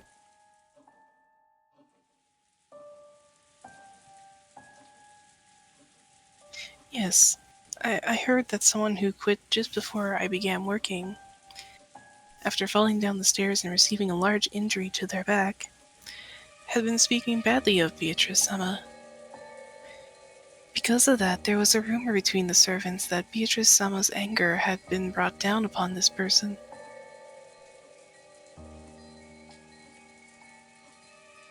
Sorry, what were you saying before, Soundwave? I was gonna say, meanwhile, Battler's getting strangled by George. How could you? She's dead. Imagine someone in the job interview asking you, "Do you believe in witches?" How would you respond? Yeah. No. Magic You're fired. isn't real. Get out of Neither here. are ghosts. Okay, I don't fully believe in ghosts, but I do want to go ghost hunting one day. I mean, realistically, do somewhat believe in magic. Like, who knows? Maybe it actually does exist. I believe that magic is something that should not be fucked with, which is the reason why I say I don't believe in magic. But like again, like I ended up watching recommended a bunch of like just dumb ghost hunting videos on YouTube, and I watched several growing up. So it just feels like it would be like a fun day out to just try ghost hunting in a thing, like find some haunted place nearby and just go. But like, I'm the type of person who would deliberately set it up so it looks like there's ghosts by like setting up the odd coincidences where like something fucking slams or like a ball rolls down a hallway. You can do those with clever editing. Or just like incredibly good people. Mm-hmm. If you don't respect her, her anger will be brought down upon you, and you will be injured. So to the servants, Beatrice's existence is just as credible as the story that if you pull pranks on Inari-san, you'll be cursed by the kitsune. Can I get an explanation of that in the tips, please? No, that might be like the next. It might be into Grimoire. There we go. Inari is the Shinto god of foxes, agriculture, and fertility, blah, blah, blah, blah. Inari is depicting differently by time and place, and maybe male, female, or even a plurality of.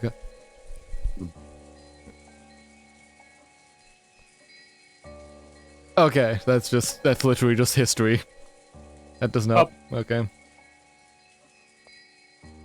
Ghost Adventures is so bad it's good to watch every once in a while. I think the ghost hunting thing I've been watching most recently is Ghost Files by Watcher Media, which is it's run by the guys who used to do BuzzFeed Unsolved.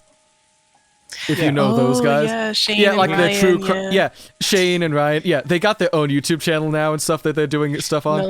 Nice, good for them. I think their latest episode was they went ghost show because Shane's fucking base. Yeah, and their latest episode they literally went to a haunted escape room, which is funny as shit. Oh my! Yeah, how do you get it? And it's down in Florida too, so. Oh, it's haunted because someone got murdered in the escape room. Gotcha. Oh. No, it's haunted because they bought a bunch of like haunted shit for like props. Once again, ghosts aren't real. See, ghosts aren't real, but there is like a noticeable like weight loss when a person dies of like a few grams or something. Of coinciding when the brain activity goes down. You want to know what happens when you die? You void your bowels. So here's the thing. When you're being weighed on a scale, like when you're like a body and stuff lying flat there, if you shit your pants, the weight's still gonna be on the scale. Yeah. That's the thing, like, you're not just gonna be standing naked and the shit's gonna fall out behind the scale and suddenly you lose the weight. It's going to be, like, weight on, weight off. Oh, there's still a noticeable weight difference. Even if it's nothing, it's like, that's the closest thing to something compelling that there could be something going on.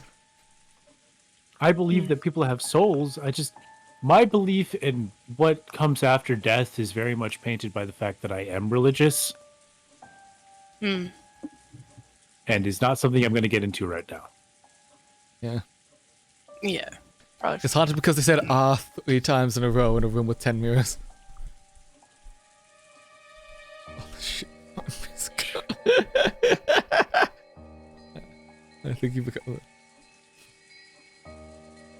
Of course, even though everyone accepts that curses and the like don't exist in the modern era, people are still afraid and have little respect for them. You see, even in a lot of residential areas, such as when someone is building a house, they call a Shinto priest for a ceremony to honor the god of that plot of land.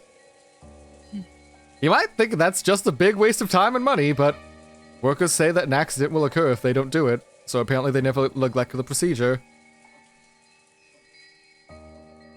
You also hear about if an Inari shrine is carelessly removed during a town replanning, there would be a curse down by Kitsune-sama. I think I might have read somewhere that when occupying forces were trying to expand an airport, they had to remove an Inari-san that was in the way. All the workers were suddenly taken out by some mysterious fever. Even in modern cities like Tokyo, it isn't rare to see modern buildings all packed around an old Inari shrine, leaving the shrine itself untouched. This isn't limited to Japan either. It's probably similar to how people baptize babies. If I remember correctly, by the Christian doctrine, okay, get your notes out, Soundwave, because you'll be here to correct Battler if he's wrong. This is Catholic, I don't care. Unbaptized souls, though their sin is lightest, still fulfill the conditions for going to hell. Putting water on a child's forehead doesn't do anything but make them cry. But a parent can't prevent their child from going to hell with just a little effort. They'll happily go through with that ceremony. So, in short, once again, that is a Catholic thing. It's a very distinctly Catholic thing. Because in Protestant churches, we don't believe that you're destined for hell when you're a baby. We do like dedications, which is more or less just saying, yeah, we go to this church and this kid is going to be raised in this church. But it's not like the full like song and dance of we're gonna baptize this fucking infant. It's more of a here's a like piece of paper. We're gonna have like a small party afterwards. Here's your baby's IOU for when they're eventually old enough to drink so that they can get a shot on us. Moisturize your forehead to not go to hell. I was gonna say, there's not a single church in the world that says you should let kids drink. And then I thought about it, and it was like, the Catholic Church. Yeah, communion wine.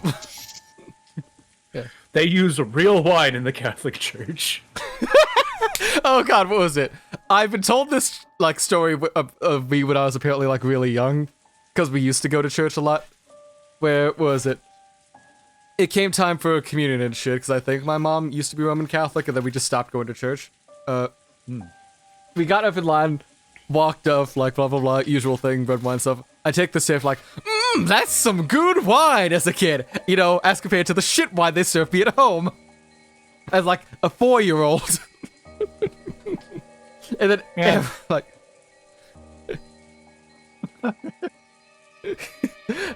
Apparently I just caused problems for my parents as a kid.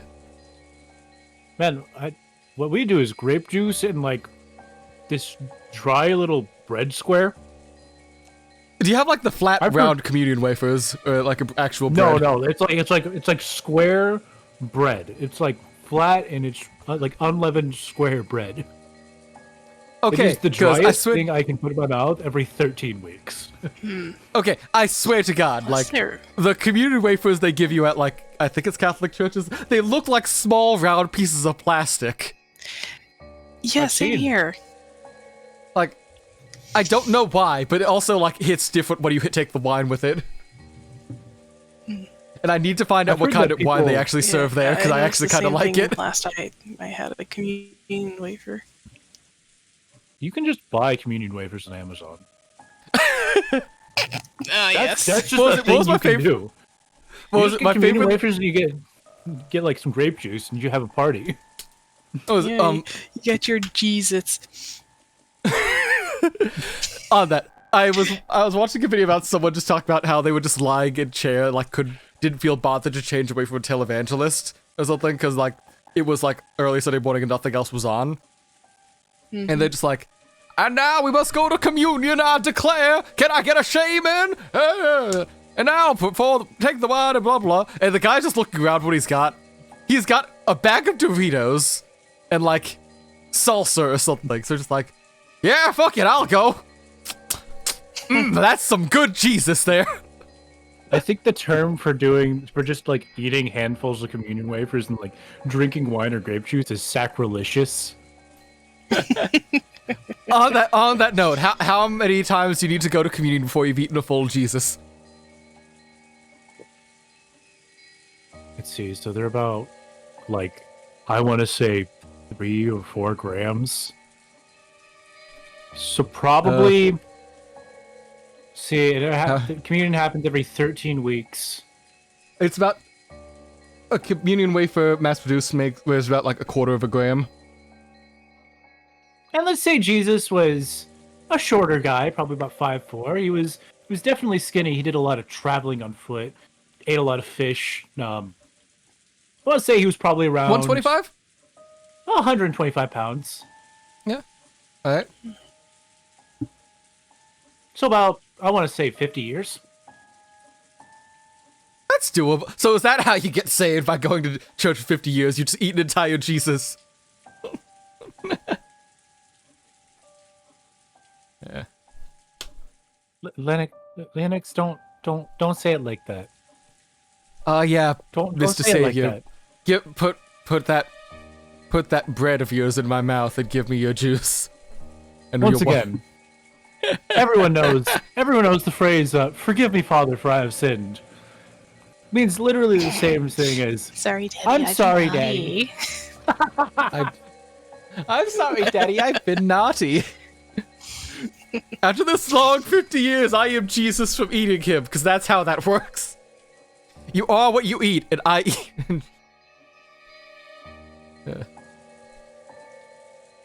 Back on topic. In short, even in this modern society of reason, we are still unable to throw away every trace of belief and fear. You could say it's a passive acceptance of the supernatural. Maybe the only difference on the silent. Like, unfortunately, I think I'm starting to get sick and tired of the lag spikes. Okay. You think you're gonna bounce? Yeah. Alright. Sorry to hear that, Velvet. Hopefully your internet can clear up, or you're able to, like, figure out some way to get that working again. Yeah, you can get 1,000 communion wafers for $21. How much does that weigh? I am wanting to see how much I can mathematically, like, how long it would take to mathematically eat a Jesus. Like, if I just bought them in bulk right now, and how much it would cost. 0.27 kilograms.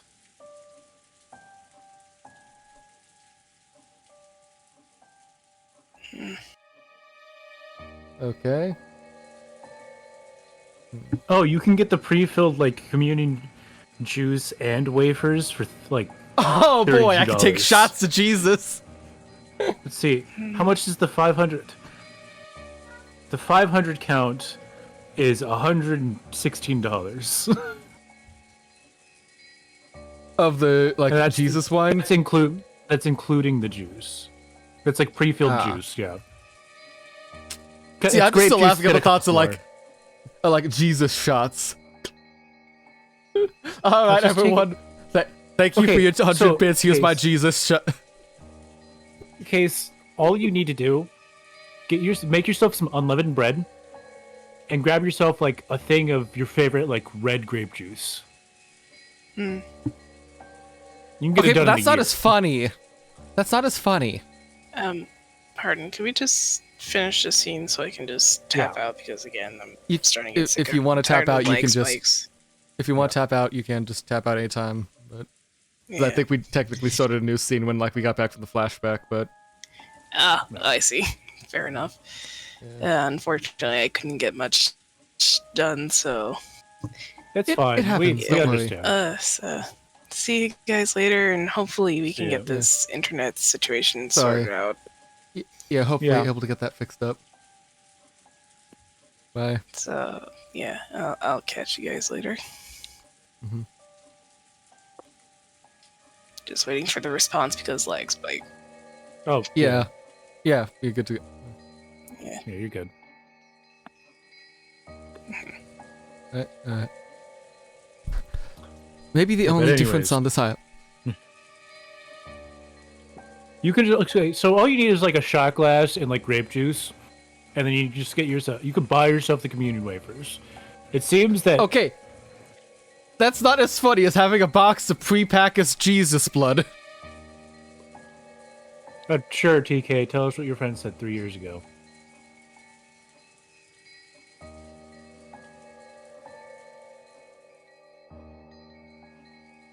Also, what does leavened even mean in the context of bread?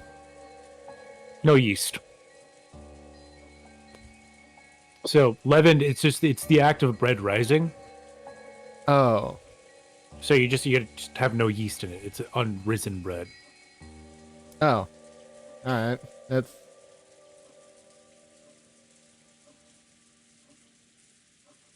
Gain their supper Your powers. grandparents' ashes, you eat their supper... What? Like, is that supposed to be super? Okay, oh, this... Well, joke's on you. My grandparents didn't have any superpowers beyond being old and dead, so... My grandparents aren't dead.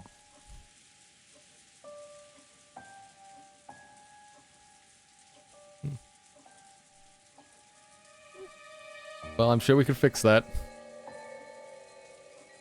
Don't? I like my grandparents. Maybe the only difference on this island was that Beatrice was the name that was respected here.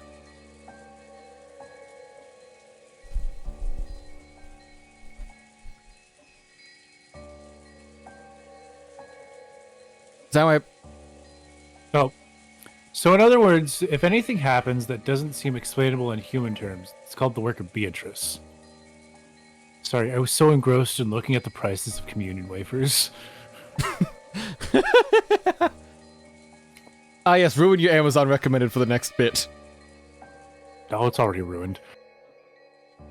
I went down a rabbit hole of looking at like New Vegas merch. Of course you did. I think Shannon Chan was talking about it, but windows and doors that had definitely been properly shut or locked being open the next time they were checked, lights that had been off being on, and lights that had been on being off.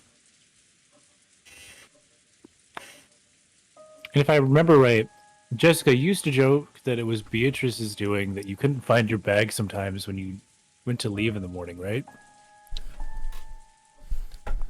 Good memory. Normally you'd say a fairy took them, but on this island, it's Beatrice. Man, what a stupid story. This mansion has been standing for about 30 years by now, hasn't it? It's natural for things that old to get their fair share of ghost and occult stories. Like the 7 mysteries at a school. Sorry, I'm doing math. Are you trying to buy communion wafers and Jesus blood right now? No, I was like 1986, 30 years ago. 1956? But wasn't this mansion built in the 40s? It was built in the 50s. Oh. The 40s was when Kinzo, like, was busy finagling the island from them. Because that's during World War II when Kinzo got, like, just right when World War II ended, that's when Kinzo started, like, working with the occupying forces. Yep. So here's where we flip the chessboard. Huh? Basically, on this island, there's a rule that Beatrice can be blamed for anything that couldn't have been done by humans. Anything that the humans can't do. How many humans are there? There's 18. In other words, the culprit is modeling things after this rule, trying to make it appear that this crime was the work of the witch. In short, they desperately want to claim this as the doing of a 19th person. I don't like it. I really don't like it. What don't you like? You? Well, fuck you too, Battler. You and your just fucking... assume... Oh, good. Sorry, you were saying... Oh. Just assume that an invisible 19th person existed, and that this person wanted to make it known that they existed. If it were me, I'd do it with more perfect timing. What do you mean by perfect timing? Well, after all, the crime took place after midnight while it was still dark, right? People were talking together until midnight. Some people had the night shift, and some people had returned to their rooms and were sleeping. Everyone's alibi is really vague, and there's plenty of room to suspect that the crime was committed by any one of us. George Aniki, Auntie Ava probably told you too, right? There's a good chance that one of us is the culprit. Yes. I guess. In other words, if the 19th person really existed and wanted to show themselves, this first crime was a complete failure. No, in the first place, the timing was a mistake. If this invisible 19th person really wanted to show themselves, they would have made sure that the crime took place under conditions which proved that the remaining 12 people were all innocent. Unless there are no suspicious humans, they can't prove that they exist, so by killing them all in the middle of the night, when everyone's alibi is at its most ambiguous, whether or not this 19th person exists was also at its most ambiguous. Even so, they chose that time to commit the crime.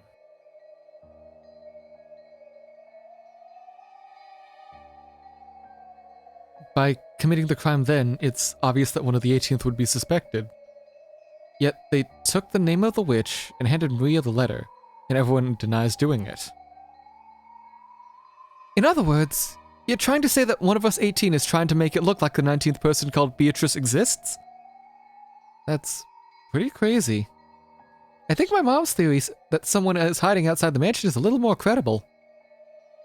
Battler, don't tell me you actually suspect that someone in this room is the culprit. Yeah. Someone trying to force us to accept that Beatrice exists. That's right. The letter last night is when the whole thing started. I don't have any basis or proof, but with the chessboard upside down, this is my best guess. That it's not what she meant by flipping the chessboard. I think that's just why he's trying to say from like having the chip with the chessboard flipped, but when you turn chess upside down, it becomes checkers. It's the same board. Yeah. I mean, they are probably playing different games then from each other, but... See, now I'm wanting to see who in this room is listening in. Because he said in a very italicized manner there. Like, exceptionally italicized, under conditions where everyone else would be proven innocent. That feels like a red flag. Yep. Who just pinged my ass? Oh, that's just a separate server no one cares about. Okay.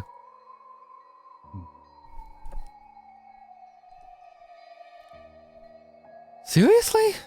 That's too crazy. Haven't you been reading too many weird detective novels? But it does hit on a point we can't ignore. Whether there's a 19th person or not, the culprit is definitely planning something based around that rule about the island. Just now, listening to Battler Kun talk, I remembered something that's a little disturbing. Something disturbing? Yes. Do you remember? Beatrice's letter. It said that Beatrice was going to collect interest. And as far for what that interest is, it said everything of the Ushiromiya family. Jessica and I thought back onto what Maria had read aloud the previous night.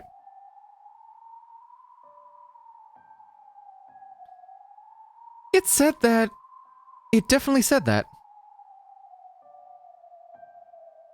That the collecting of the interest would now take place, but if the riddle of the gold could be solved, she would lose that right. Grandfather was granted gold, and the Ushiromiya family prospered. Basically, Beatrice is saying that everything he birthed from that gold counts as interest. In other words... That's pretty scary for a joke, Aniki.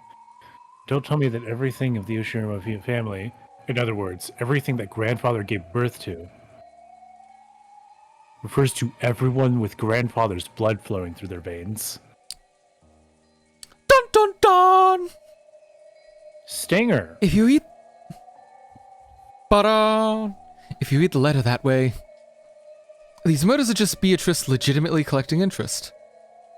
If that's the case, these crimes will continue, because the collection of interest is still only halfway completed. George turned around, looking over the parlor. There were still many people who held the name Ushiromiya. And we knew that since Goda-san and Shannon-chan had been killed, not even the servants who didn't bear the Ushiromiya name would be spared. Are we all gonna be killed? But that's weird, George Nissan. Why were only 6 people then? They could have killed a lot more. In the worst case, it might even have been possible for them to assault us all while we were sleeping and kill everyone in a single night. Why didn't they do that? The special clause. If someone managed to solve the riddle of the gold, the right to the interest would be lost. And remember how the last part of the letter concluded? It said for everyone to try to solve the riddle of grandfather's gold. Jesus. It looks like we're finally getting close to understanding the culprit's message. In other words, the culprit is telling us to try and solve the riddle on the epitaph grandfather had made. Furthermore, they're saying that if we just sit around, they'll keep collecting the interest. I realize that this was all based on several crazy guesses, but not everything that happens in the world is joined together in a perfect line. Most unknown phenomena are nothing but individual points. By joining them together in lines, we deepen our understanding. The closer together the points at the ends of the lines are, the more logical it is, and the easier to understand. And the farther away they are, the more it lacks those qualities. That is why we use a distance analogy and call such theories way out there. However, if you can only join up a small, limited distance away, we call it having a limited imagination.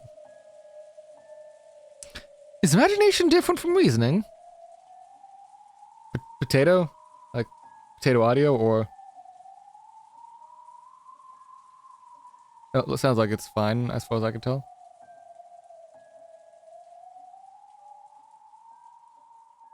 No, that's not it. When you're searching around with your hands in the dark, then the search is imagination. Only imagination can find the 2 points you should connect together. Reasoning is nothing more than the line of action, more than the action of drawing the line between them. If you can't imagine, you can't reason. What I was doing might be out there, but it shouldn't be wrong either. And I agree with Nobu, fries are the best way to have potatoes. Only the power of imagination can pull out clue out from the darkness. And only the power of reasoning can tie those clues together. It's a lot like the process of searching out an enemy's weak spot and striking. It's alright if it's crazy. Find the weak point first, then we can think about how to strike. Now was the time to find the points that we could tie together later.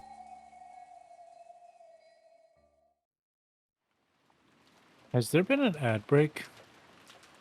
It's like 9 minutes away. Alright. I've been keeping an eye on that too, but...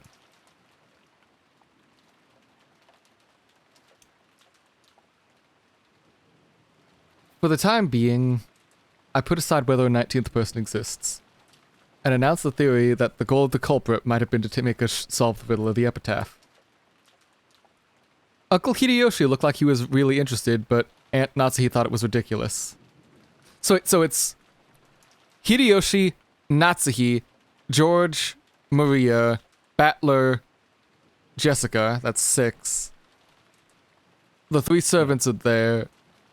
Everyone actually might be in there then, and that might not help. Because I know it said like some people went out and some people came back, so that narrows our suspect list down to these people, and we can cut out Battler because it's a golden rule of any detective story. You can't have the, like, murderer be the detective.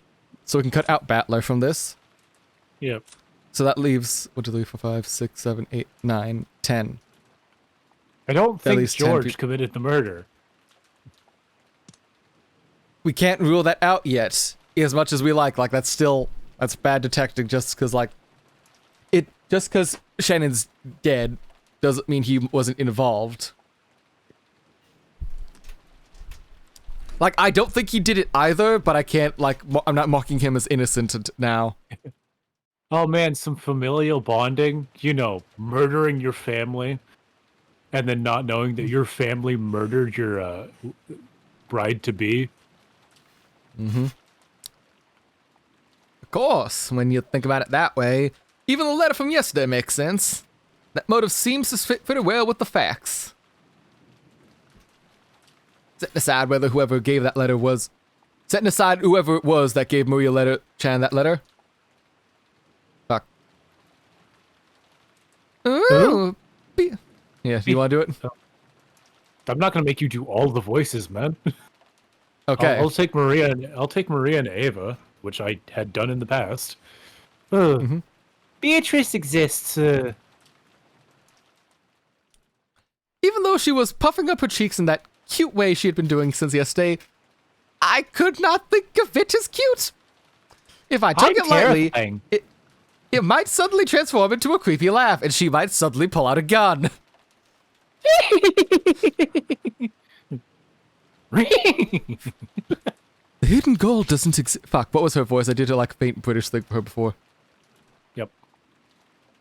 The hidden gold doesn't exist. However, the idea that we have the culprit who foolishly believes otherwise, wants father's gold, and whose motive it is to make us solve the riddle and then steal the gold from us, does indeed seem to make some sense. However, in that case, why did they kill those most highly ranked in the Ushiromiya family first? A good point. They wanted to make us solve the riddle. Killing those closest to Kenzo doesn't sound like a good plan to me. I agree. Besides, if we follow that argument, wouldn't it have been quicker if they had threatened father in the first place? You think it would be faster to just ask the person who wrote it rather than trying to force us to solve it? I have to try so hard not to slip into Kraus. They really are siblings, you know. That's also a good point. Of course, I don't know what father would let slip from any ordinary threat. Anyone who knows Kinzo-san well would surely be well aware that he won't bow to ordinary threats. He is the man who bears the burden of the Ushiromiya family and all its wealth. He has been exposed to many threats and attacks in the past. He was able to overcome them. It is because he was able to overcome them that the family was prosperous today. Fuck. Yeah. Totally agreed on that. I can't imagine our grandfather letting him get pushed around just because some asshole threatened him. Jessica, that is not how we talk. Yes. Okay. In that case, what about this one? No. Is this out there as well?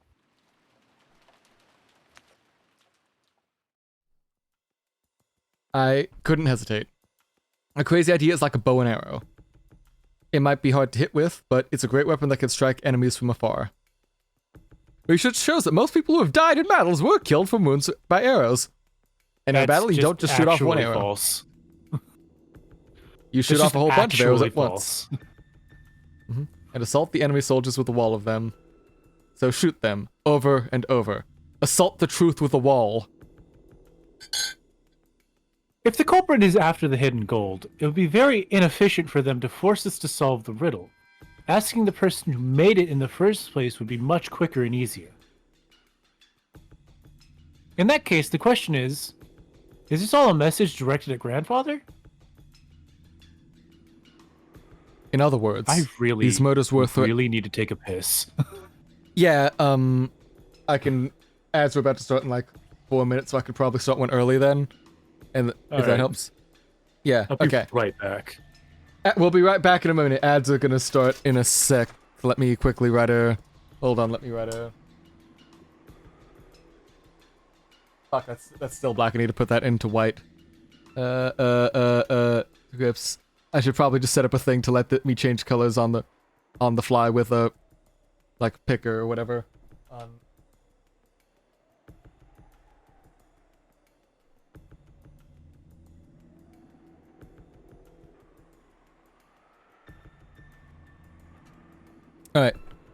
we will be back in a few minutes then, after these ads, because we both need to like restroom and I need more tea. So, see y'all on the other side.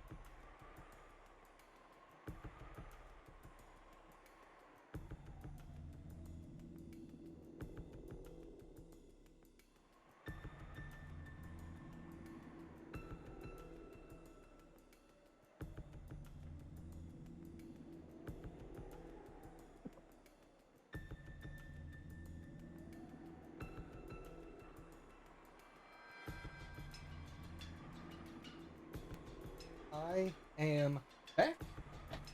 I've been back. Hello. Hello. Yep. All right. How's it going? Yeah.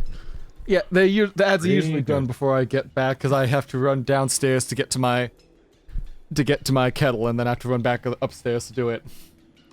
And I have to also refill the kettle across the hall. Mm-hmm.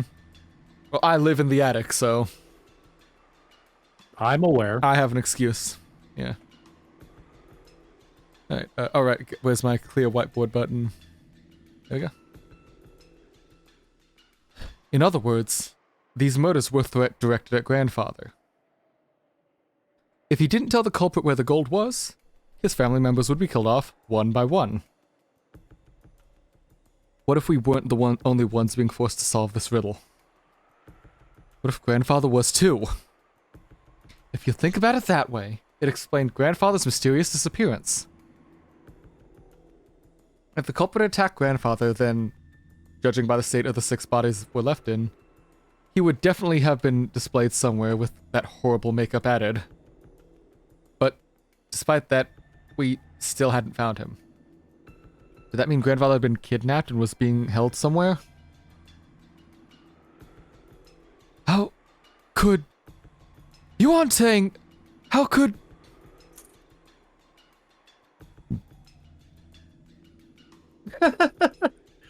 That sounds interesting. So father's being confined somewhere and being threatened that if he doesn't tell them the location of the gold, well, be killed off one by one?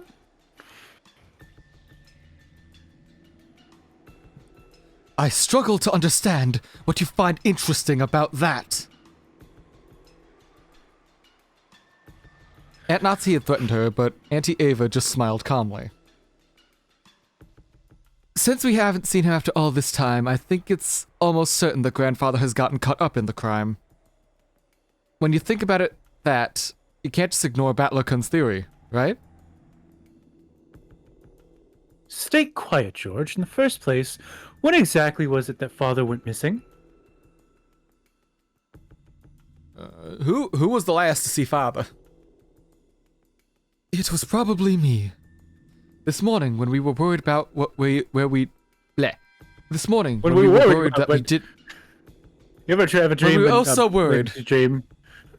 I'm sorry. That you have and you them that and then have that.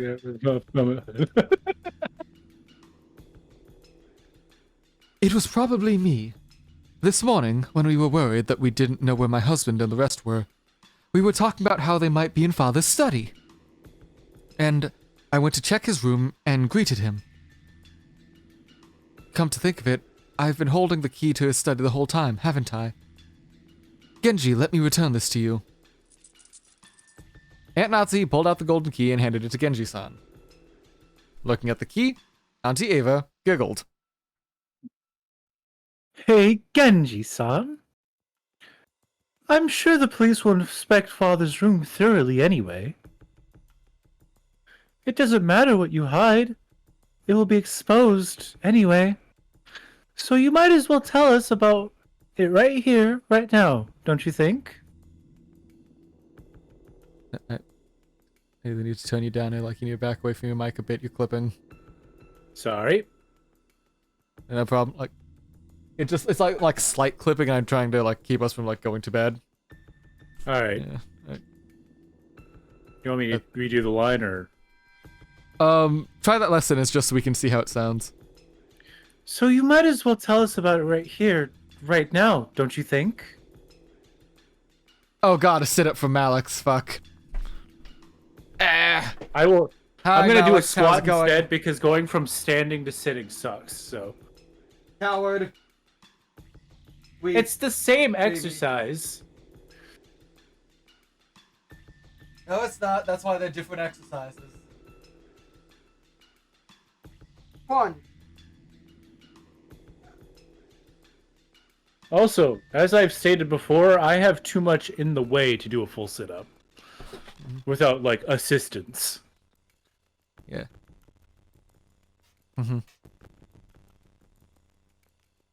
Anyways, you're up. What are you talking about? It's simple. Don't forget, Father's study is a locked room, with no way in or out except for that key. I want to double check how that's being defined. I think you got too close to your mic again. Might want to push it back a little. I want to double check how that's being defined. I think her voice is just a little louder for me. Maybe.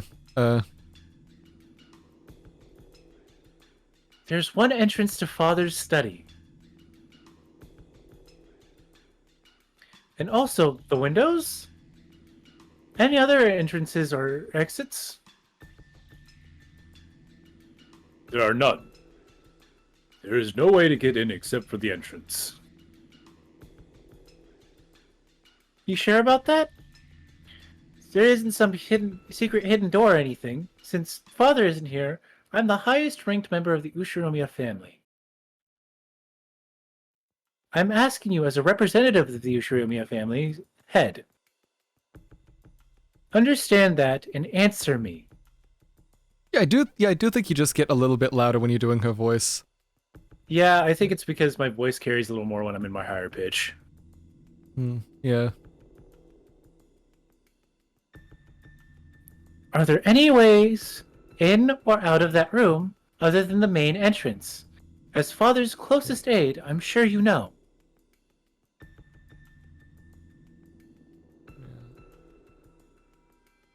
Aunt Nazi looked a little offended at the part about the highest-ranked family member, but she kept her mouth shut for the time being and waited for Genji's answer. I couldn't help but feel a little uncomfortable. Why was she going on about hidden doors?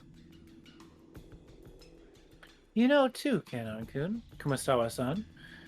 If you know, won't you tell me?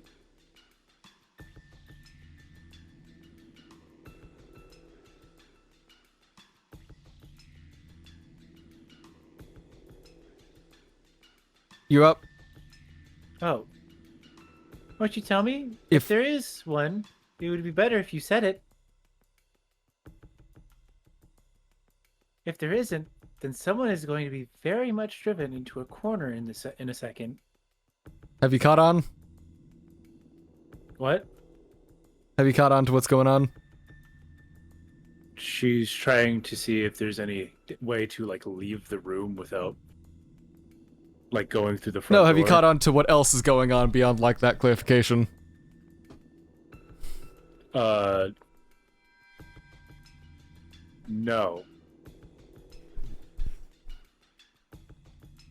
Alright, let's... I don't have the time to be an analysis brain because I'm having to voice two characters going back and forth, and they're in different registers. Well, think about the lines you're giving while you're trying to, like, switch registers. If I'm given that there is a hidden door, then my argument comes to nothing. Auntie Ava didn't specify which person was about to be driven into a corner. Oh. But following the flow of the conversation, I had to feel that she was referring to Aunt Natsuhi. Mother, what are you talking about? George, stay quiet for a while. What are you saying, Genji-san? Kanon-kun? And Kumasawa-san. Is there a hidden door or not? Son of a bitch. I got something stuck in the back of my throat. Give me a second. Yeah. Genji-san, when you remodeled Father's study, you must have overseen the construction. I won't let you say that you don't know.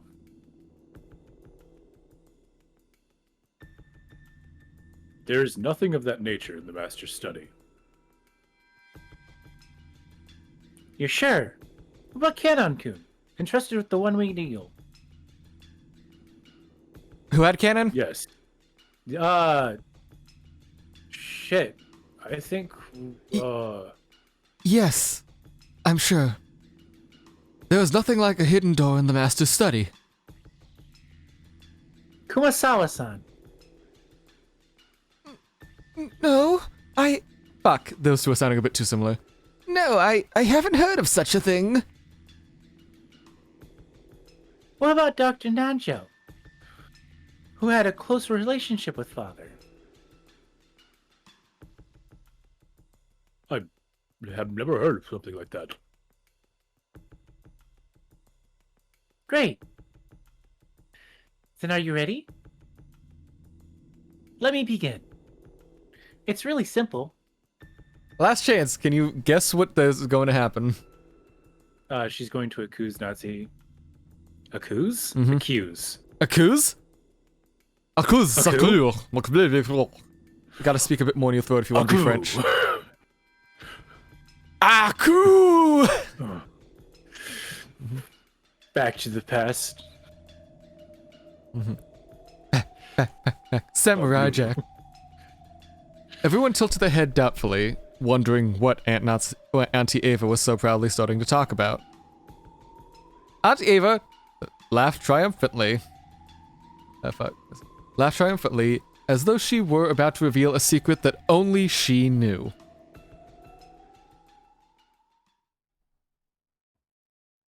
Natsuhi-ne-san was the last person to spot Father, right? I forget the exact time, but I think it was a little before 9 in the morning. Ne-san, do you remember?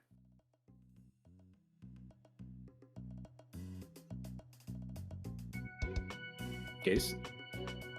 Yeah, sorry, I was just bumping the volume for a sec. Yeah. I ran into just as you were coming out of Father's study, right? Yes, I remember. What does that have to do with anything? Hey, just a quick thing. If you're gonna threaten somebody, maybe don't threaten the person that has a loaded gun. Just gonna put that. Okay, but remember, she's also like Ninja Girl, who like stopped a kick millimeters from Rudolph's face. That doesn't matter if you get shot at. Do you think Natsuki knows how to shoot a gun? In Japan, she's correctly holding... in the 80s, when like firearms are very illegal over there, and only their grandfather was like the West taboo enough to like steal one in. I think that guns are very simple machines where you cock the lever and then you pull the trigger. Yes, that's more steps than just point and click like most people think. Does she know how to fire the gun? Is the first question. Is there a chamber? There's probably a reason when she would grab the gun. There's probably a bullet in the chamber. It's probably a loaded gun. I think that Kinzo is a paranoid dude. Paranoid enough. You want to try that again? What? I think that Kinzo's a paranoid enough dude to keep a loaded gun in his room.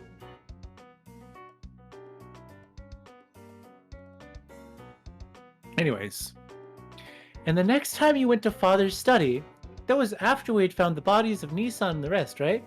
Together with me, you went up to the study to report that, and we discovered that he wasn't there. By the way, Nissan, at that time, when you went to enter Father's study, did you notice anything? Notice anything? What are you talking about? Come on. You picked up some trash, right? A folded receipt? God, trying to bounce your volume back down between your normal talking voice and how, like, much more volume you end up giving Ava to keep you from clipping is a pain. Sorry. It's not your entirely your fault, but, like, that's causing a lot of pacing things here. Like I said, it's... My higher register is just naturally going to carry through my mic a bit more. Because obviously my mic's more... You've set me up for more male roles. Yes, I know. And now I'm trying to... Maybe back away a little more when you're voicing Ava, but not the others? I don't know. I'm trying to think of other ways beyond, like... Just because it's... The slight clipping that's happening when you are doing her voice is like just grinding my ears like as an audio engineer. Because I'm like, that's bad!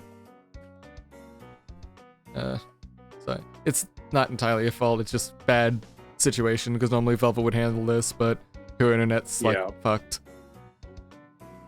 I do seem to remember picking up some trash. What does that have to do with? I got that receipt when I bought some candy at the store in the airport. Auntie Ava pulled out a small bag of candy out of her handbag. Ah, the receipt from when you bought the candy. But, Mother, what does that receipt have to do with anything? George, just stay quiet and listen for a little longer. Uncle Hideyoshi's expression was a little strict. Somehow it seemed that he understood what Auntie Ava was getting at. It really was just on a whim, you see. It wasn't out of any foresight. And I certainly wasn't planning on setting a trap for you or anything. Actually, this receipt, you remember, Mason, that just after you met Father and left, you met me, right? At that time, I stuck this into the door to the study.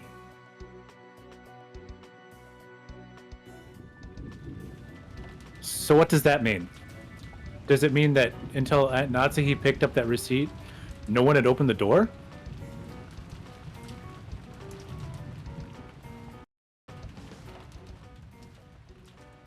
That's you. Wait a second.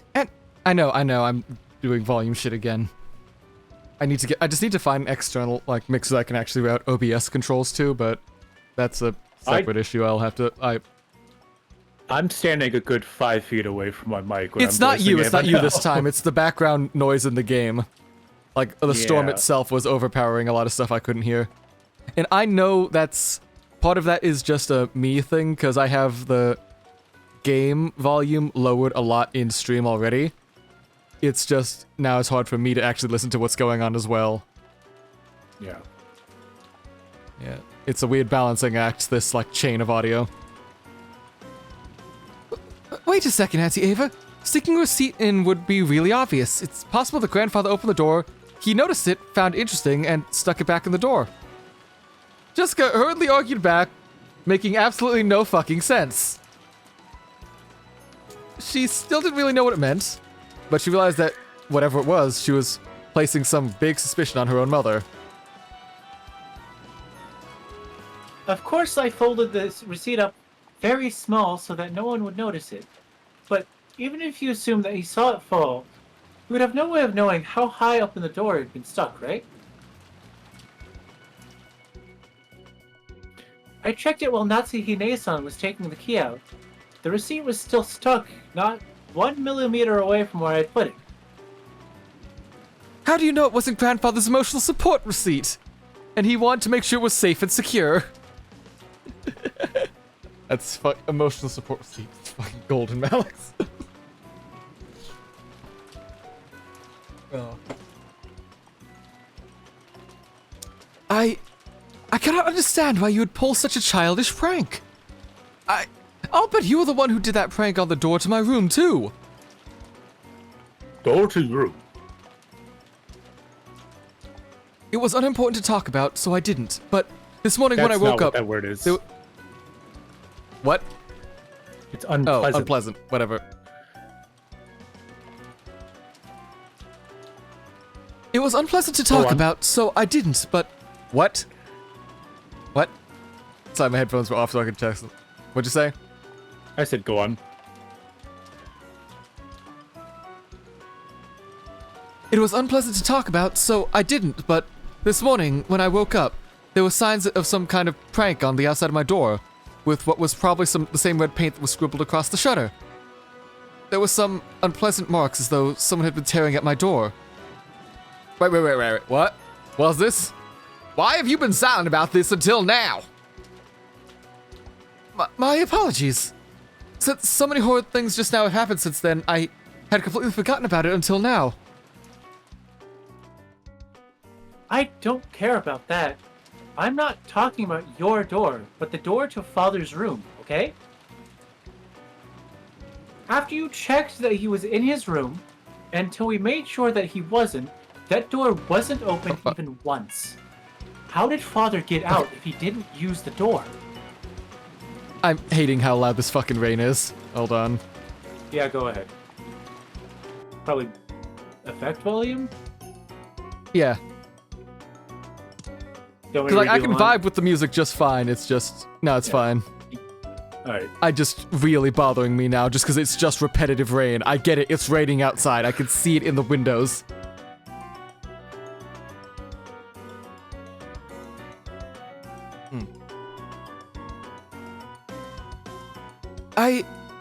I don't know that. That's why I want to know, too. But that's what I want to know, sorry. Natsuhine-san. Other than you, who else checked to see whether Father was in his room? The last time I met Kenzo was when we were playing chess last night. I believe I was with him until just before dinner.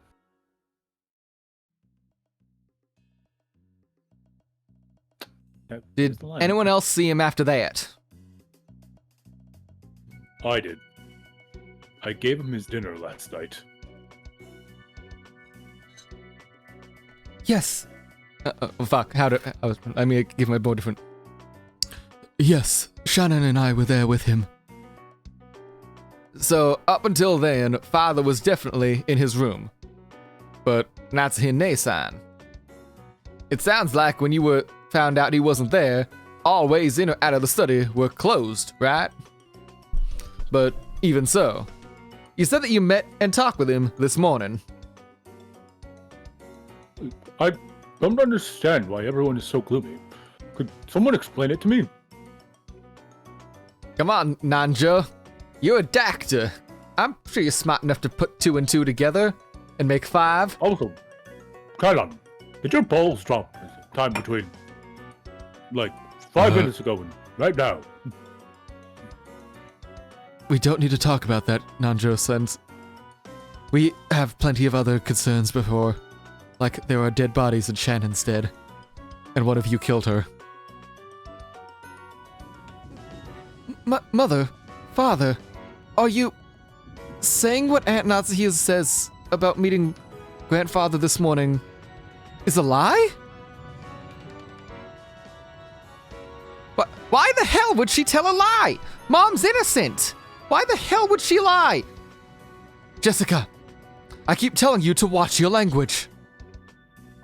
All at once, everything became confused. From across the parlor table, Auntie Ava and Aunt Natsuhi confronted each other, while George and Nikki confronted Jessica. What the hell's going on? Then someone threw a chair and started a fist fight. George, now's not the time. I know I reminded you that your fiance's dead, but this is a bit late now. Like 2 scene changes later. Remember, it's only up until last night that we have multiple people saying they saw him. But the only one who claims they saw Father this morning is Natsuhi Nesan.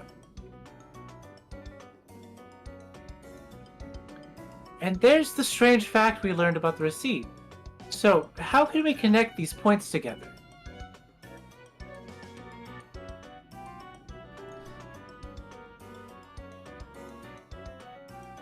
Auntie Ava urged everyone to work their imaginations. Sure, that receipt could become an important point, but I didn't know what other point I could draw a line towards. The Auntie Ava was hoping for was that Aunt Natsuhi had lied to make it seem like grandfather had been in that room this morning. And Auntie Ava's mere whim had exposed that? But that makes no freaking sense! Why the hell would Mom lie? She has no freaking reason to! Let me scoot back. That's what I want to know. Do you want to know how I got these scars?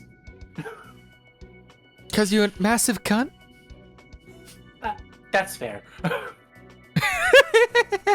She is. She really is. Dad? Shut up, Dad! You're dead! Fuck you, Stop Jessica. ruining the, fourth wall! But Jessica, Go back to your, You can't say there's no possible reason for her to lie about Father being in... That fuck. You can't... Son of a bitch. You can't... Mana.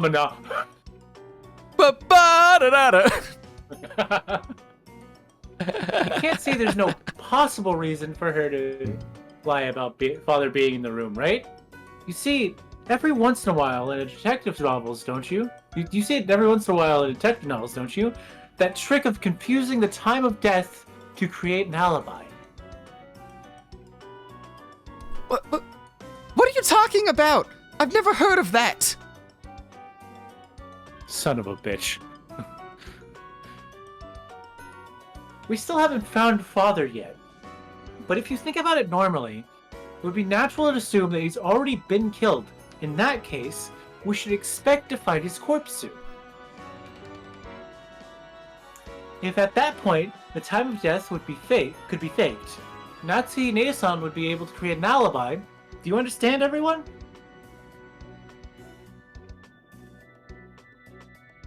This morning, when Aunt Natsuhi went to check on grandfather was there, she lied. And that he was already dead at the time?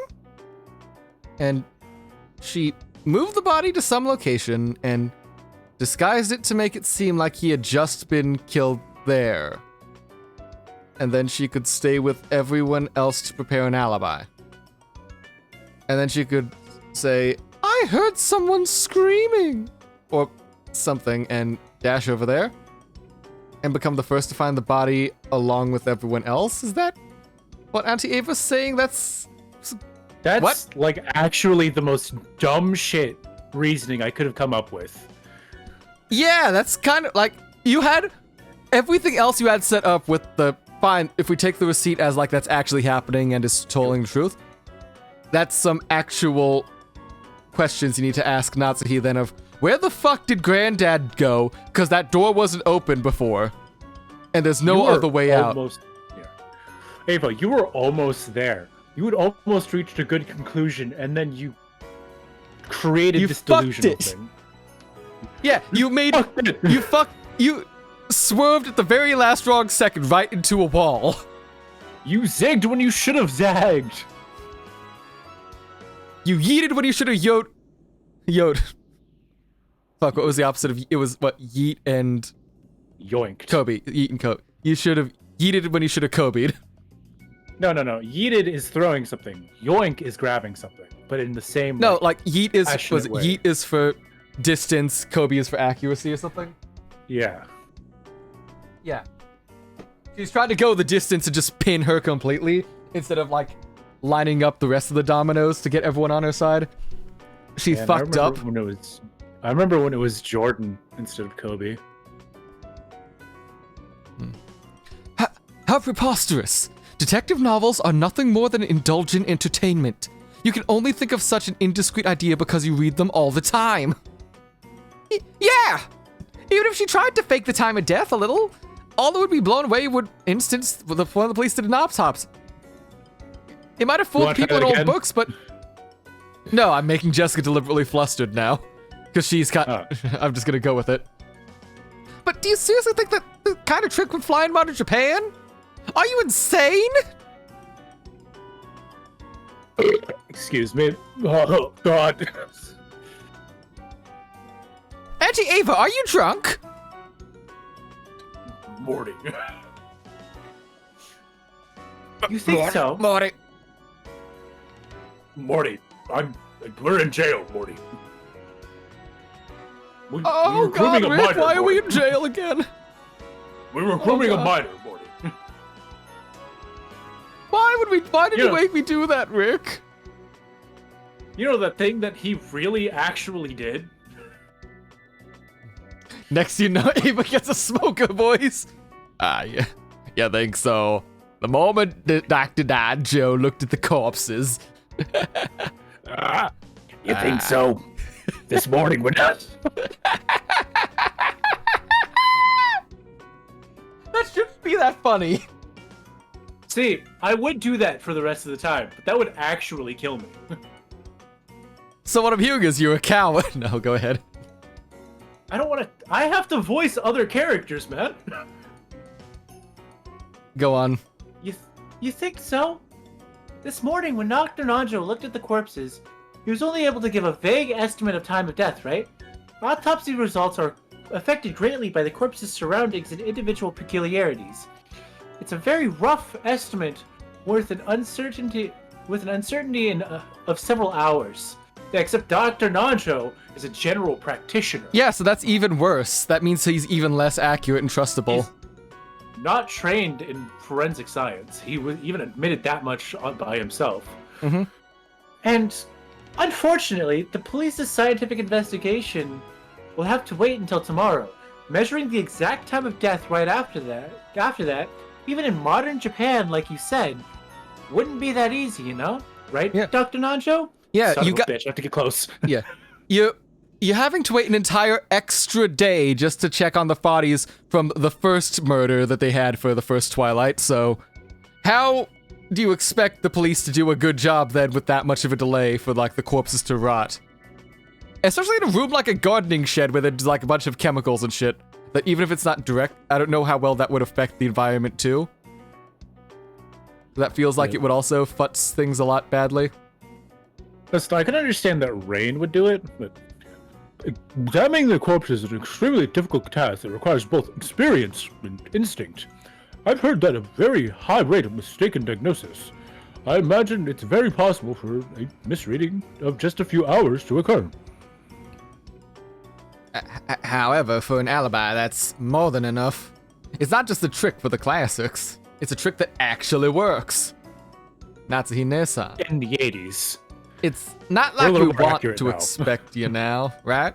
But we don't, and that's why we just want you to prove you're innocent. What is this innocence you want me to prove?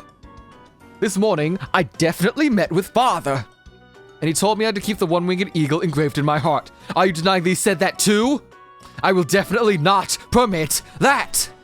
I won't permit you to deny Father said those words. Shit. Maybe Father's body won't appear at all. Normally, a person has to be missing for 7 years before they are officially declared dead. Wouldn't that be a clever way to extend Father's nearly finished life another 70 years and keep all of his wealth for yourself? Is that a thing? 7 years? In Japan it might be. Okay. In America that might be different. I don't actually know because I am not a cop or in the legal system where murders are solved.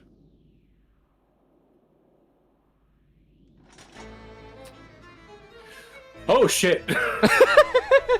Coming out of nowhere with a shotgun, with a fucking rifle. I told you she knew how to use the fucking rifle. I cannot abide this. I cannot abide any more word from you. I am Ushiromi, a Nazi. Although I do not have the right to wear the one eagle in my body, it is certainly engraved in my heart. Speaking that way to the wife of Kraus, the successor to the head, to the person who will act as such in his place. Absolutely disgusting. Get him, honey. What's this? Are you going to shoot me with that gun? Go ahead, then. Why don't you just shoot? Oh, so Ava's the one that gets the fun facial expressions in the VN. Okay. You're just desperate because you can't think of a way out, aren't you? Do it. Just try to obscure the truth with violence. You! It wasn't like Aunt Nazi had been actually holding that gun at the ready and was threatening anyone. But after she was told to by Auntie Ava, she did hold it at the ready. Holy shit. Oh shit, she's act. So, can you think of a way? How do you think you could be Nazi and try to get a way out of this? How would you explain Kinzo wasn't in the room when you looked, but he was still in there when you got out and otherwise hadn't left? What are you gonna do? Shoot me? Then I said, what are you gonna do? Stab me? And then he stabbed me. Play stupid games, win stupid prizes. Unsurprisingly, don't threaten the person with the gun. Mm-hmm. Once things got to the stage, Jessica and Genji tried to stop her. Madam, please calm yourself. Mom, you aren't lying, so there's no reason for you to listen to this. Calm down, Nazi-Nessa. Don't you have to swear? Just have to swear Father was definitely in that room? Why are you getting so worked up over that? But that's right. Nazi isn't lying. Isn't that the end of it? Then I want you to explain, how did Father manage to disappear from the room? The windows were closed tight from the inside and the door too, remember? If you really met with Father this morning, then you must explain how he disappeared from that unopened door, locked room scenario. If you don't, that would mean that you are a liar. After all, right? You got a defense, or... No, dude. Can't think of anything at all. They're making good points. We, as the audience, know.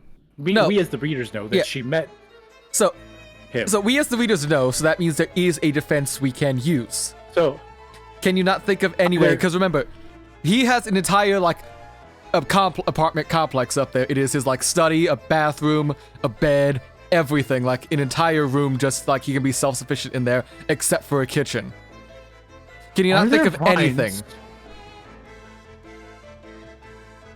The only thing I could think of is that servants brought him food, but, like, they didn't have the key. The windows do open. Is there the lattice structure for, like, vines on the side of the house? I don't know, but... Okay, then how would he close the window from the outside while also being an old-ass bastard? That's a good point. Well, it is windy. Yeah, that's... But it's also like a... I would assume... I think it's a slide up-down window, because it's Western style, so... I mean, can't he unlock the door from his desk? Yes. But then that would cause the receipt to have fallen. I see. And we're certain there isn't a secret room or... Everything we have been presented so far, there are no secret rooms in that area. No secret room. There are no secret rooms. There's only like his like small study, bathroom, bedroom area. So, how could he get out of that room without opening the door or opening the window? It's possible, and I'm saying this with a very kind of tone, that he waited for the door to be opened to the room and slipped out while they were searching for him because they went directly forward. Okay. This is something that can happen, but he is old. But I'm assuming he's not walking with a cane. So your argument is that he was in the room the entire time, and they just didn't see him. Yes. Alternatively, Kenji lied about there not being a second key. Okay. Or one of the servants went to inform him first, knocked and saw the receipt hanging there, and put it back when he left. Okay. That is a claim. That's not impossible. So is that your final answers then? Not really, because I don't know. I can't tell you with this amount of information. No, like, I just wanted to hear, like, if you had to guess based on the information we've been provided.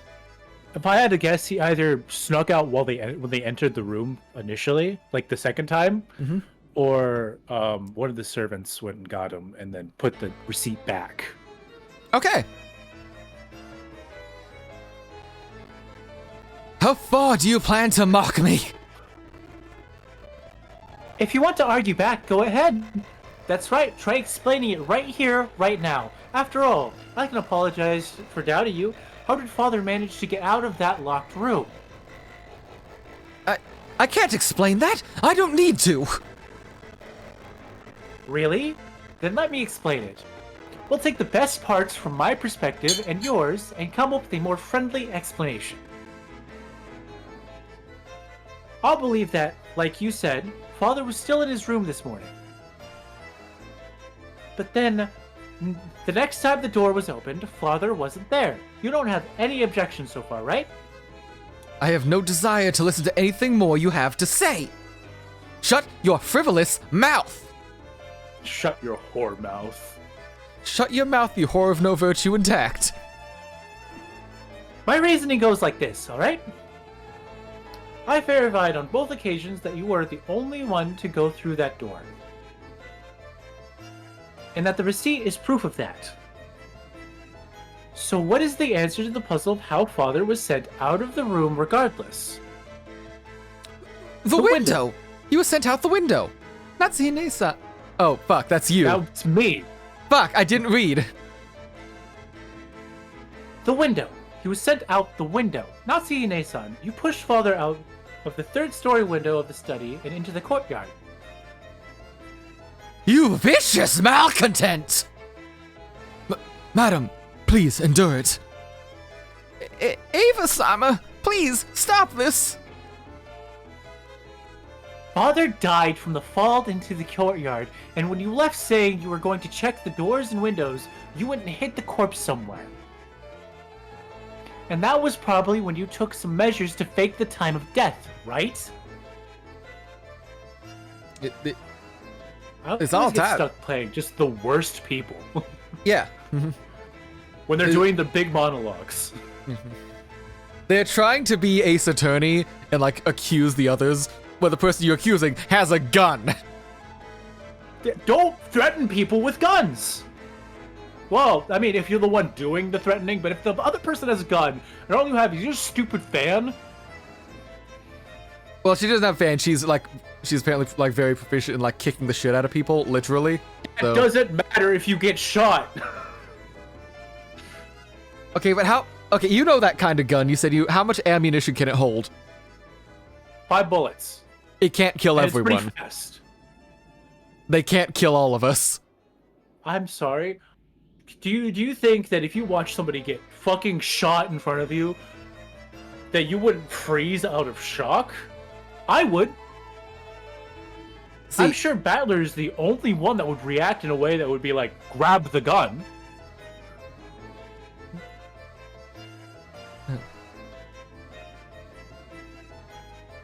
Anyways, this is your line. I know. I'm trying to get back into the voice. This all ties in with the case regarding Kraus, Nissan, and the rest, and so the case regarding Beatrice last night.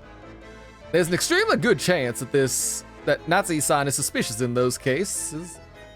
Normally, I wouldn't want to say this, but now it's out in the open, there's nothing else I can do.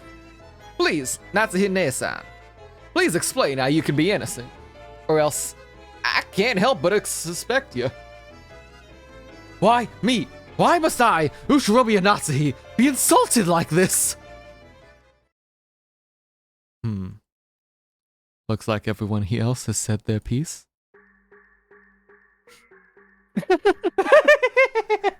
I'm sorry, I'm thinking about the Tokyo Drift music in the background again. Just drifting in through the conversation. It's Mortal Kombat. See, I hear what you're trying to say with that. I don't hear that as much as I do the fucking Tokyo Drift. And it's funnier in this situation, just because, like, you're literally just crashing through the conversation in the car. Right here. Yep. No good. No goddamn good at all. Auntie Ava. What do you mean, no good, Battler? Jessica looked up at me, hanging on to my every word. Auntie Ava's expression was composed, as always. No good, you say? What is, Battler-kun? Tell me. You can only see from one angle. That's why you're convinced that it has to be Aunt Nazi. Before I forget. Save, yes.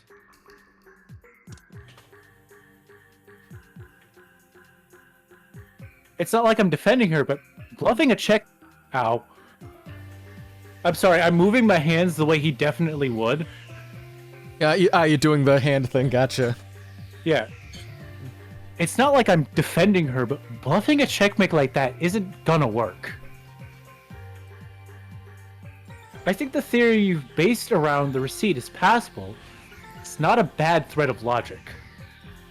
But I'd only give it a grade of 65 at best. If this were an exam, that'd be bad enough to get you an extra lesson in detention, you know?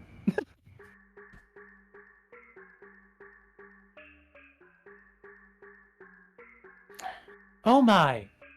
How would you break through a door sealed by a receipt and make Father disappear, other than my theory? Your theory is interesting, I admit, and we could state definitively that there was no way to make Grandfather disappear other than yours. Then we could say for certain that the last person to see him at Natsuhi has to be responsible. However, since there still is a possibility that she is innocent and that these accusations are false, you can't make that claim.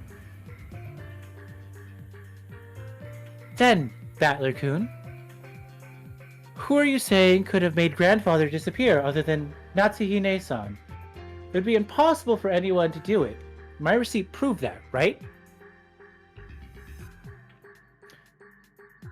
From the first time she visited that study until the second time where we visited it together, the study was a perfect locked room.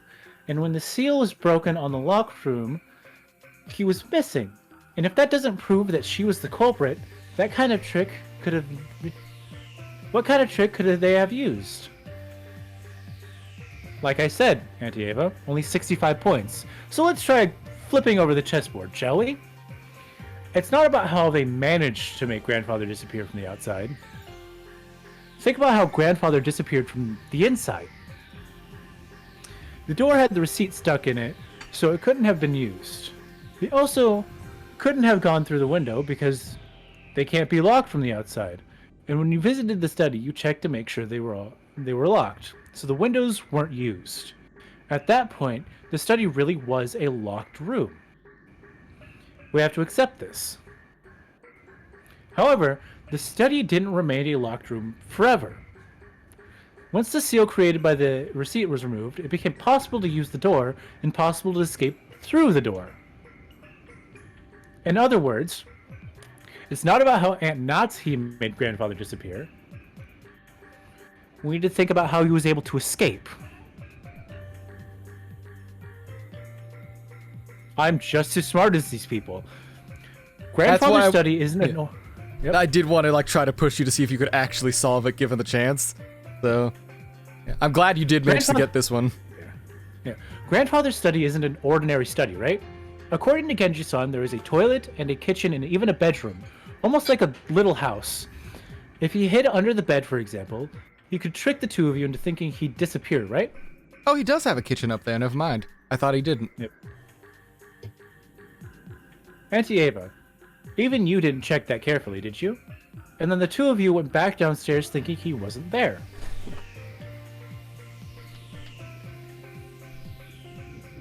At that time, the receipt was already gone. In other words, if grandfather was hiding in his room the whole time, when it was a locked room, and escaped after letting the two of you go past him, we can crack this locked room right open.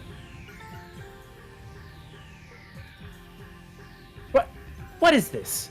Why would father want to do something that weird and then escape the room? Don't be so absurd. Yeah, it might be absurd. However, it still shows that there's a possibility that Aunt Natsuki is being accused falsely. Your receipt wasn't perfect. In chess, we might call that check, but it wasn't checkmate. And the thing that I like least is how you pressure Aunt Natsuki to explain it, and then argue that if she doesn't, she must be guilty. If that passes as logic... Didn't get to finish the line. I thought I was just trying to time it based off of how you pass rate does. If that passes as logic, then why don't you let me flip over the chessboard one more time? Auntie Ava, according to your argument, you must explain to us here and now why you and Uncle Hideyoshi couldn't have killed those 6 last night and then casually returned to the guest house. You've been trying to force Aunt Nazi to explain. I'm sure you can prove your own innocence, right? Auntie Ava, who's had all of grandfather's wealth suddenly dropped right into her hands? That's right! You're pretty damn suspicious yourself, aren't you? If you say Mom's suspicious just because she was the last person to see him, then what about you and Auntie Ava, who was the last person to see Dad and the rest? I never want to play chess with these people. No, it's cool. If we tried to play chess with them, it would be just as bad as when Henry and I were playing like 5D chess with multiversal time travel, where there's like 6 problems going on at once, they all could like collapse into each other. Just like Battler said, prove that you two weren't the ones who killed him. Mother, I think your reasoning was a little overeager. I'm sure that the receipt was an important hint, but like Battler-kun said, that's not enough to prove that Aunt Natsuki is guilty to any degree. We are all equally suspicious. It's not right for only Aunt Natsuki to be persecuted. Our noble father, crawling on the floor under his bed? You call nonsense like that an explanation? Then why don't you explain it first? Who killed those 6 and how? Then try showing us proof that you weren't involved.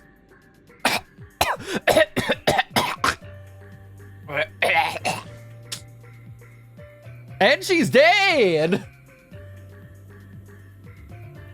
Quick, get the nebulizer. That's an asthma thing. I don't know if you know what a nebulizer is. My sister has asthma. Okay. Then you have a nebulizer. Yeah. It's not really bad asthma, so she's normally fine. It just pops in occasionally. Yeah, we have it for emergencies. Yeah. Milady! Milady! Milady? One brain cell, the two of us. Jessica suddenly started coughing.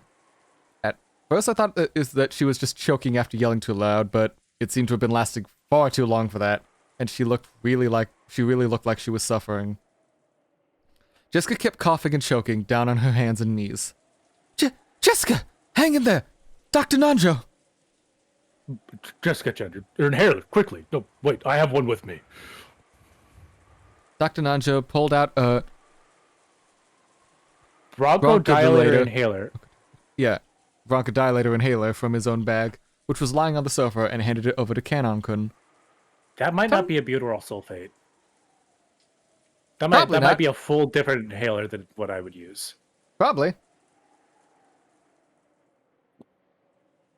But 6 years ago, I didn't actually read that line. Come to think of it, 6 years ago, didn't Jessica sometimes break into violent coughing and have to use that? But 6 years ago, I never saw Jessica to look like she was in this much pain. Aniki, was Jessica's asthma always bad? It's gotten worse these last few years. It's no problem when she's normal, but when an attack comes suddenly, she just can't stop coughing. Here, case.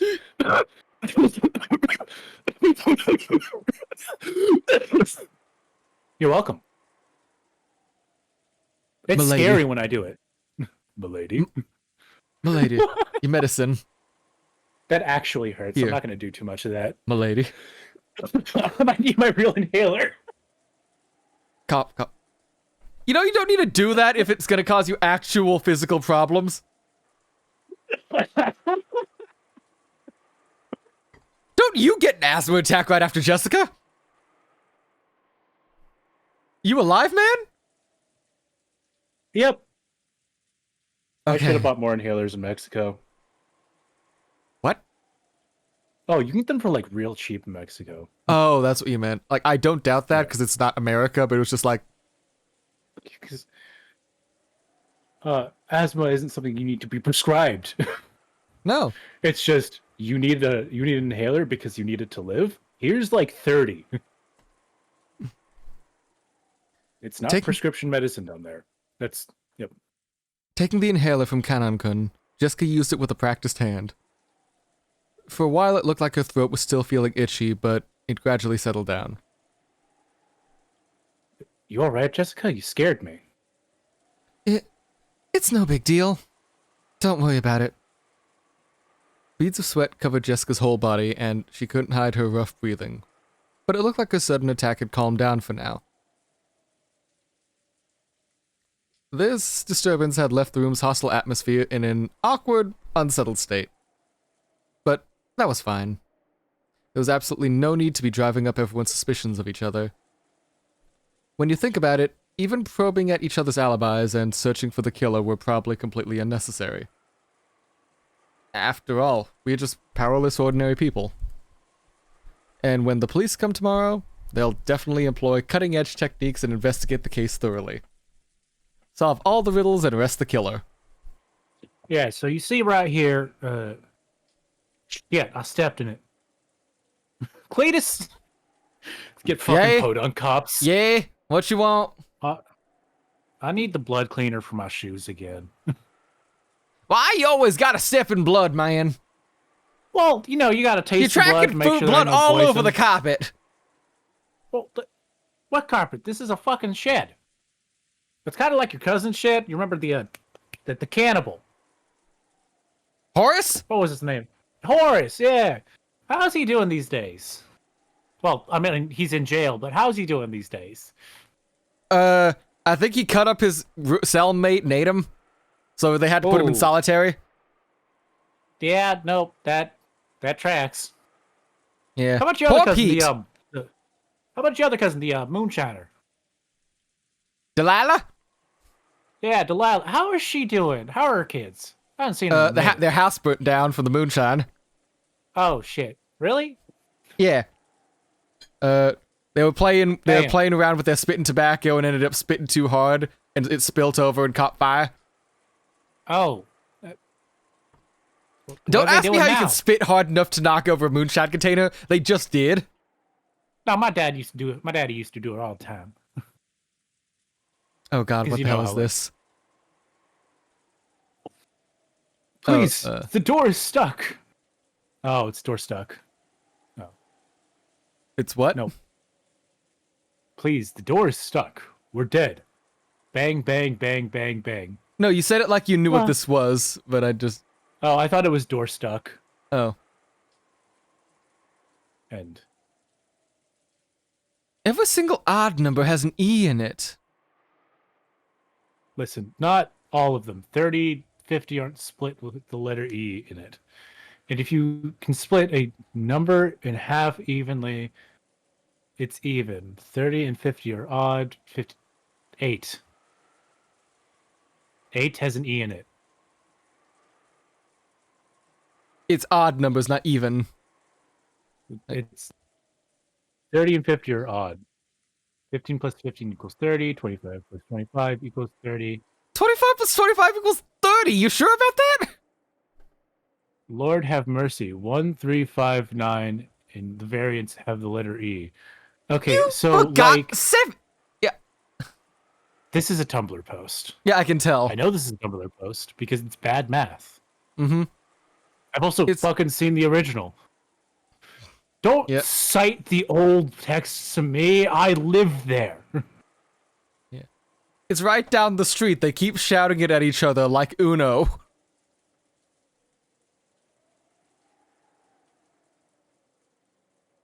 I wonder if Battler-kun is right after all.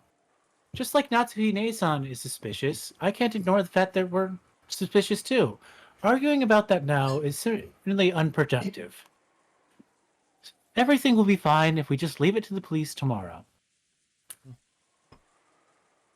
Hey, you ever seen a doom flag raised before? You mean I you saw a didn't? doom flag You missed the semaphore Battler was saying when how the police would solve everything tomorrow?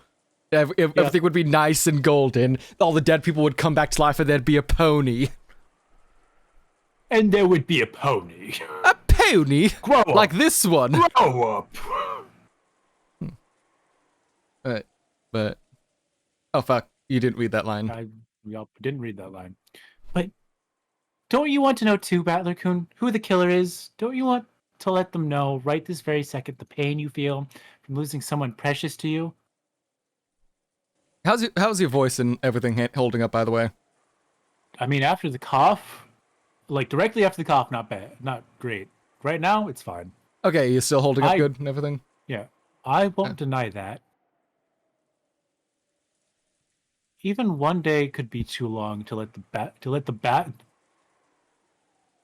Yeah, retry that. I'm gonna do a retake. Just a whoop. Just stop eating your tongue. Yep. Even one day would be too long to let the bastard who pulled this detestable bullshit go.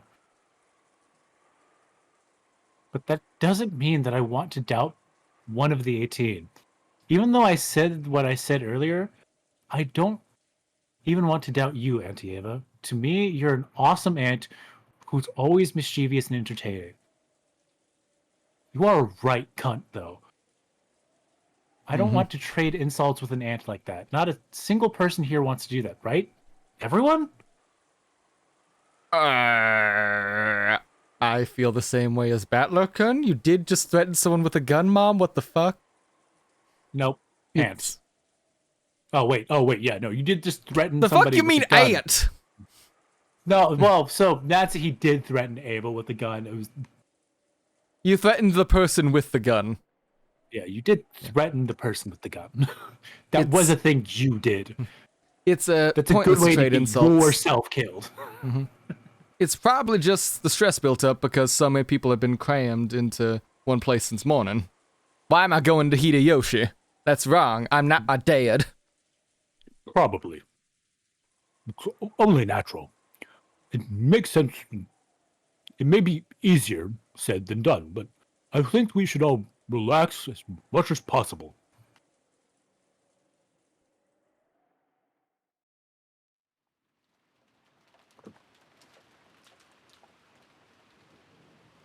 Ava, I did not touch anything. What the fuck?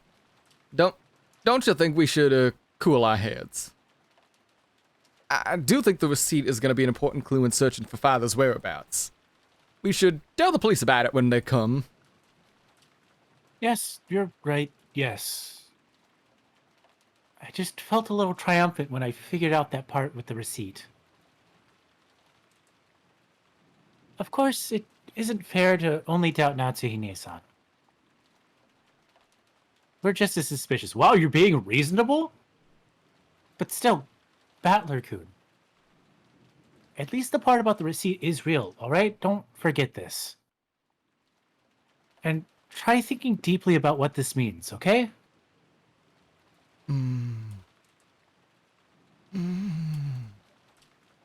Auntie Ava and Uncle Hideyoshi stood up. It looked like they planned on leaving the parlor. In the end, it's pointless for us to continue playing detectives. After all, the police will reveal everything in the end anyway. Doom. Bum bum bum!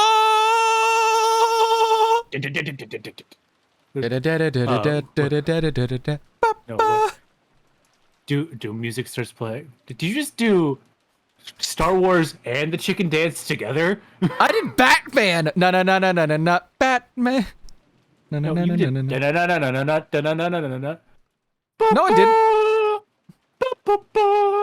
No? Which What? goes We're hearing 3 entirely different paths. TK agrees with me. You didn't. For one, it's na.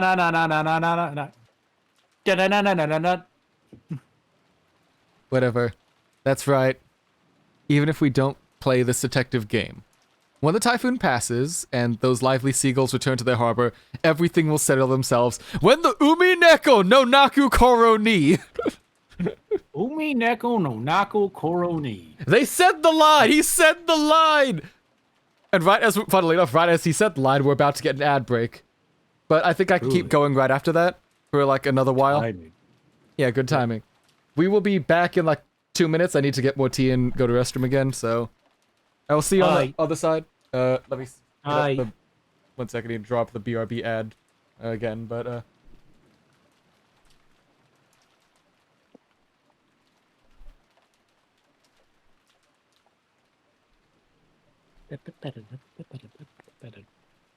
Alright.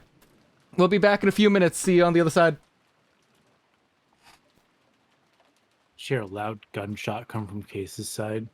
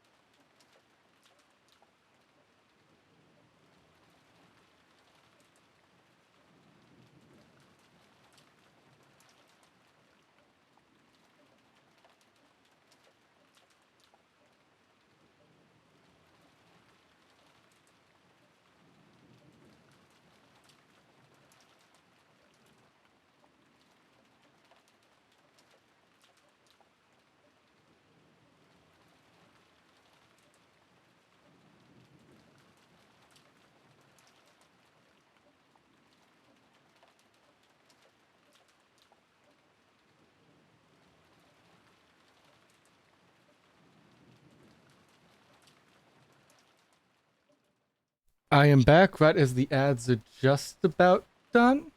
How's it going? Oh. Alright. Welcome back. Yep. Ads just came back with good timing. Alright. I should do the case of the chicken back.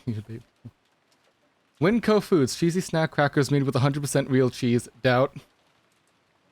Well, you can doubt that, but there is some like legal things where if they're lying about their specific wording of what the cheese is. Stuff.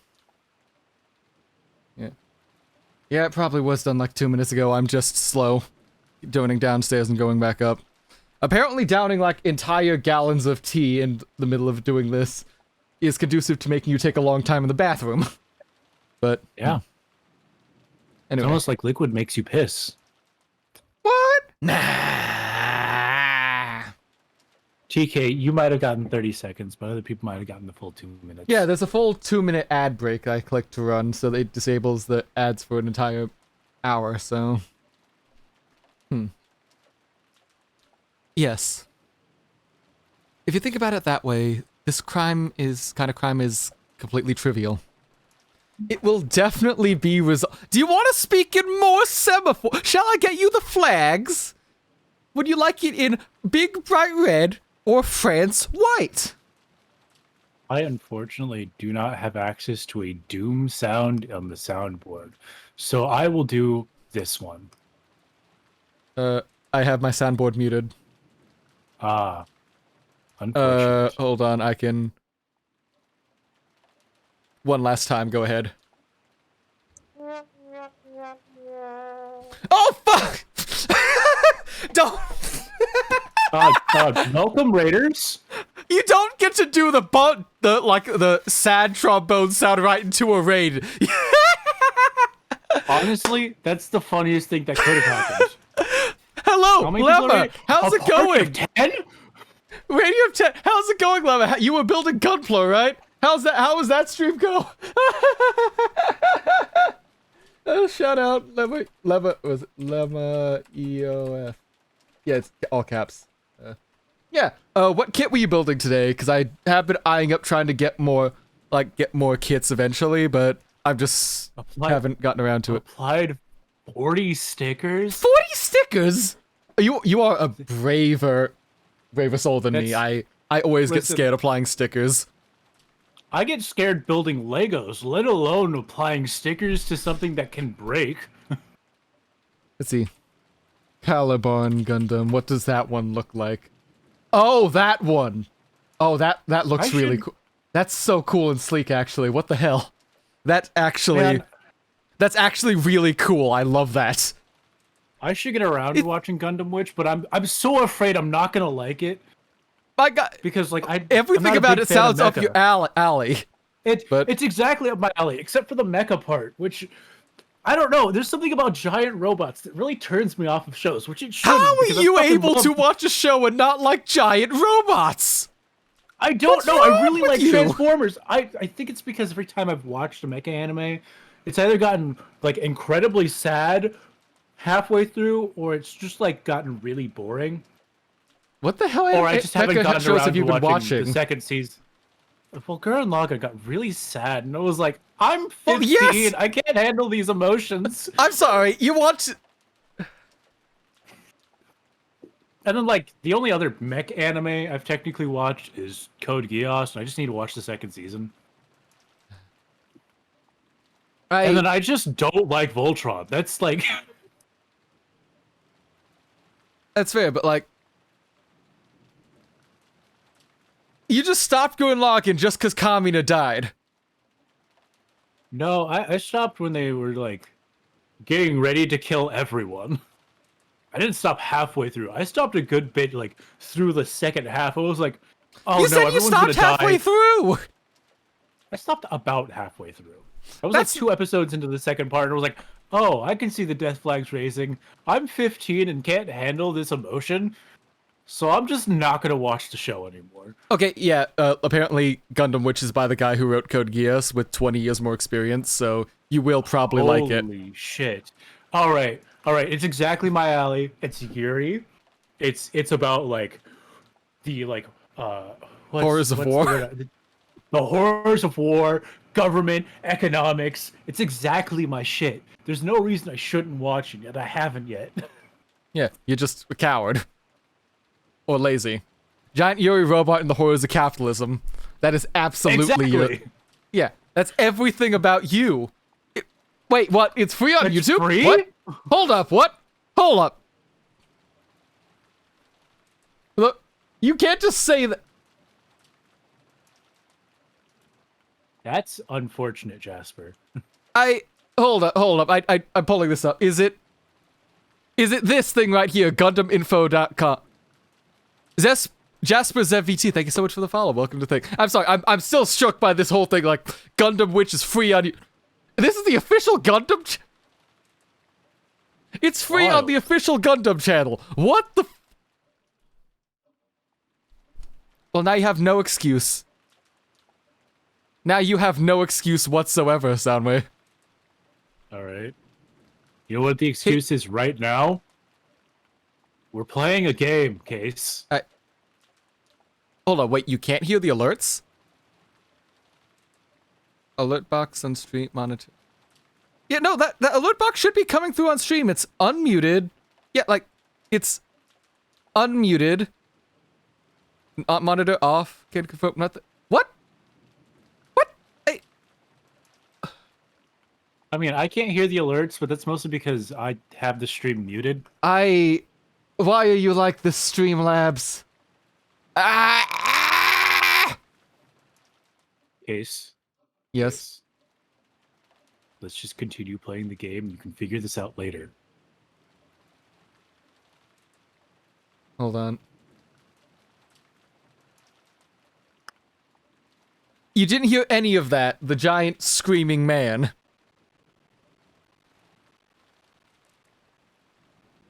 Like, oh, had to be 320, huh? I don't control what happens in the test raids. Why is... So you said Streamlabs was just broken for you too, huh? Lemma? I guess I might just have to switch over to using Twitch alerts, the built-in Twitch alerts, if that's the case. That sucks, because I'd been like literally having a heart attack every time the Colossus raid sound came in, because it is, if you know, it is the X-Men arcade game, Colossus literally just screaming. Or, scratch it, it's either you've played the X-Men arcade game, or you've been to MagFest, where they have literally had to say there are no Colossus screaming zones in the hotel. Because it's that much of a meme there. Anyway. We are playing Umineko. 6 people are already dead. Give myself a heart attack with no payoff. I hate it. All this work I'm putting in. Yeah. We're playing Umineko. The first 6 people are dead. And now we're about to make it 7. Now hold still, Soundwave. I'm immortal. You can't kill me. Nazi shit. Nope, that's Kraus. And he's dead! And now you're back. What? I killed you. I'm immortal. I came back. By my whim, not because you're immortal. You're under my control, remember, horseman. Nazi, son of a bitch, I lost voice. We were talking too much and I became Kraus. Nazi Nason.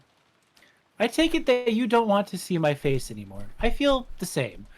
If I remember correctly, yesterday you had some rooms prepared for us in the mansion, so that we wouldn't need to go back to the guest house, right?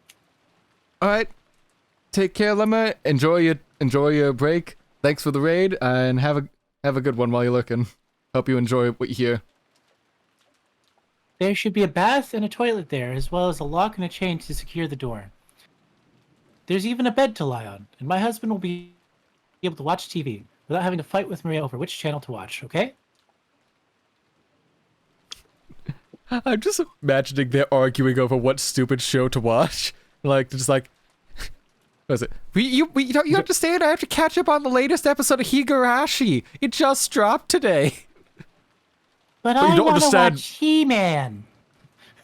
But you don't... What is it? But you don't understand, Maria-chan. Don't you know? Little Witch Academia just dropped another episode, and I need to watch it now, even though it's the 80s. It's the 80s, and that show won't come out for another 30 years. Yeah, and Higurashi isn't even out yet, neither is Toho, yet somehow that exists in this universe. Oh shit, no, I got that exact. 30 years. Oh, nice! Because it was like 1986. Oh yeah, it did come out 2016. It came out in October 2016 too. I was right on the money. Damn. Good job. You may do as you please, but make sure to be cautious. Thank you, Nason. And mind your own business. I'll be counting on you to keep an eye on everyone, right? Because the killers definitely among us. Bum bum bum bum bum bum bum bum bum bum bum. Oh shit! I took a bite of my pea. My wasabi pea. Oh, okay. I was very concerned for a moment. Like, actually, just like, yeah. I have my snacks and the wasabi peas. Mm-hmm. And Nason, make sure you don't forget that you're being watched too. I can't. Haven't you made enough passing remarks?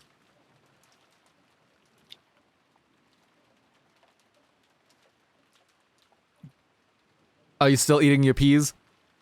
No. Yes, that's enough. See you, Nasahine-san. Kenji-san, please call for us when it's dinner time. Until then, we'll keep ourselves locked in with the chain.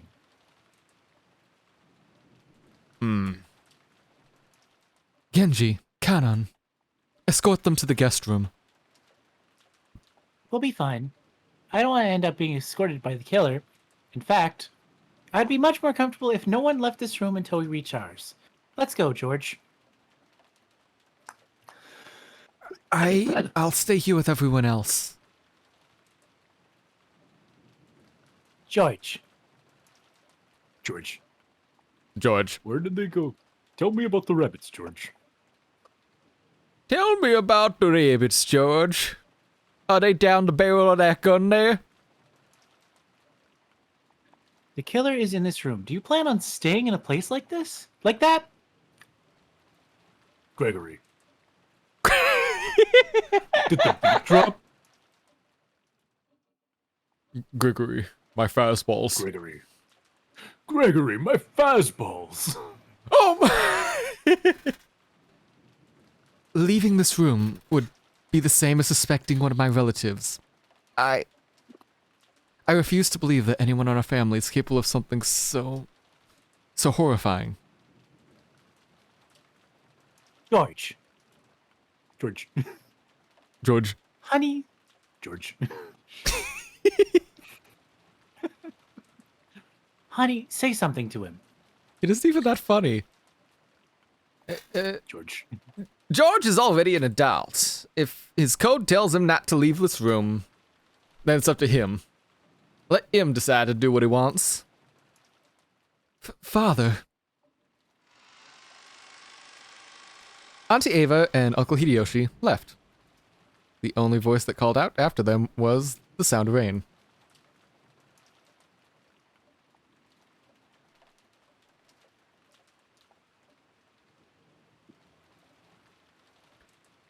The parlor was being buried beneath the savage atmosphere.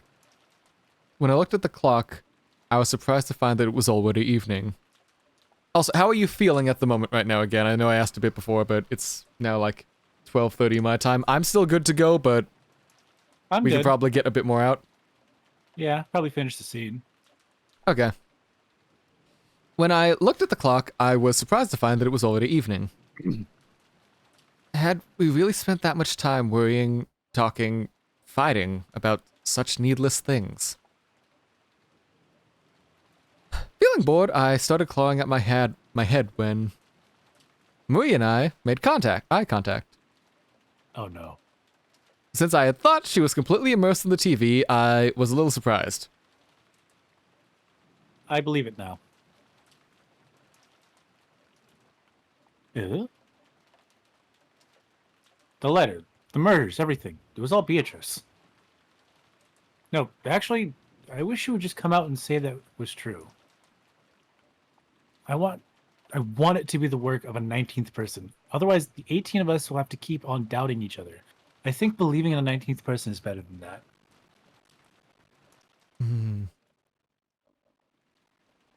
Bringing grandfather outside without opening the doors of the windows must have been a piece of cake for Beatrice, right? Muya, after taking a single short breath, hung her head and then raised her face again. That's right. Locking a door is useless against a witch. Beatrice is familiar with all 72 demons. Oh, so this is Ars Goetia. They're just blatantly going off of, like, Ars Goetia, Key of Solomon, everything. Probably I'm gonna bring him closer. I'm gonna get real creepy. Good. In the 33rd ranked Gap? I am checking that right now. Hold on. In the 33rd ranked Gap gives the power to instantly carry the desired person to any location. Alright, thanks for stopping by, TKJ. Have a good night. Alright. Okay, so it is based on... A little later. Okay, so Gap is from Lesser Key of Solomon. So yeah, we are just doing with both Greater and Lesser and Testament of Solomon. Okay. Okay. To her, taking a person out of any locked room isn't hard at all, you see.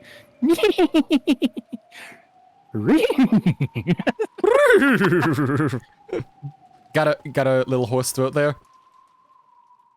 I was trying to do Scooby-Doo, but let's go with that. Roll boy, Raggy. Raggy. Row. Oh!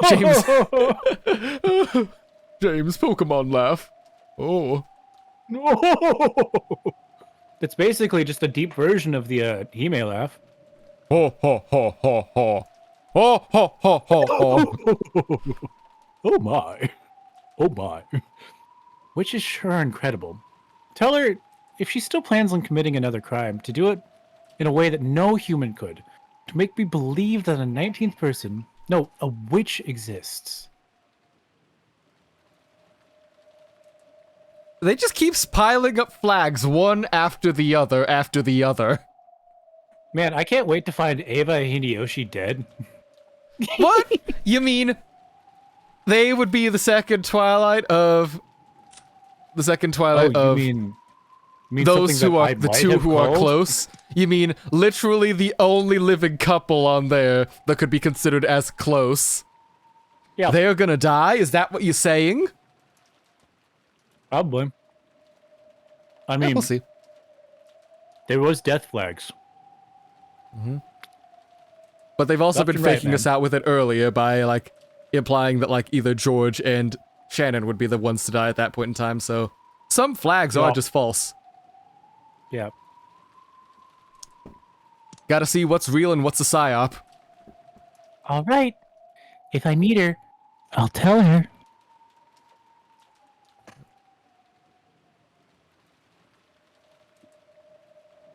Damn it. I don't even understand my own thoughts anymore. When I'm led to believe in a 19th person, I deny it. And when I'm led to believe there are only 18 people, I deny that too! Even though I wish there was more than just the 18 people here, I can't accept the existence of that 19th person. In short, there are more than 18 people, but there are less than 19. The number of people in this mansion is 19 greater than X greater than 18.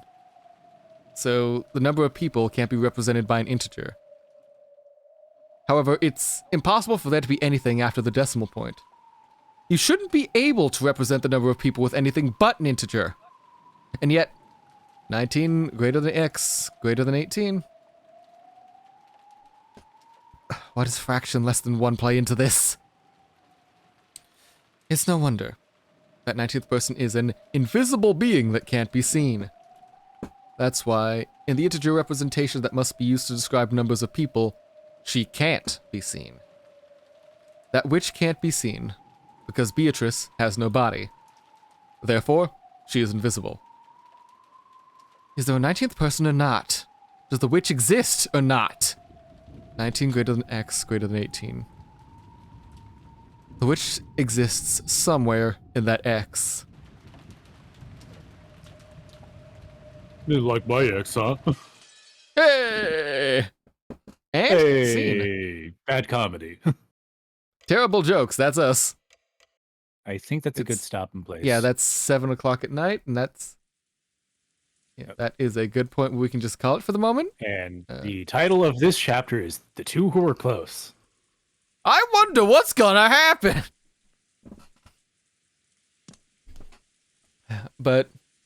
Yeah. Yep. They can't kill everyone, at least. Okay. They can't kill all of us. Proceeds to kill all of us. What? Nah. There's only one gun. They can't kill everyone with that. I was like, there's only at least 5 shots there, provided that Natsuhi doesn't have time to reload. So she can't kill. They expected all of us. Oh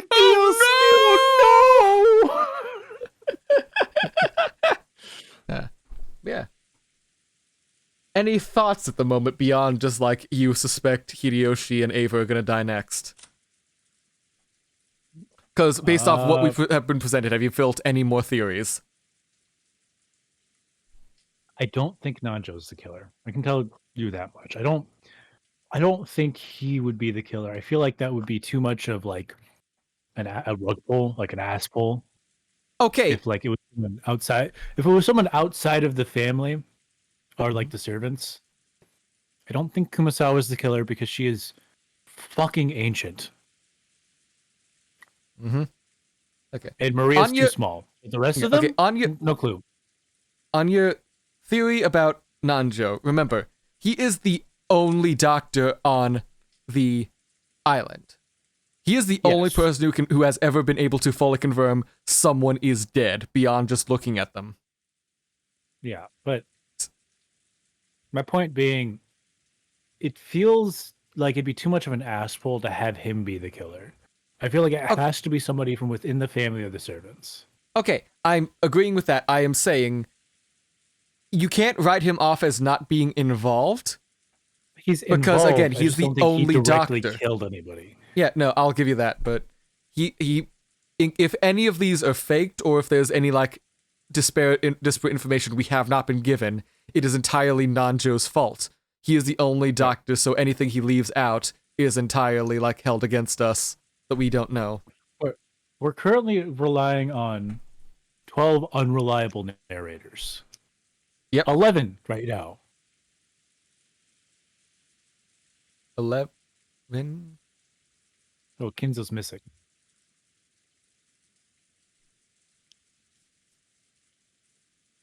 All right, yeah. Sorry, go on.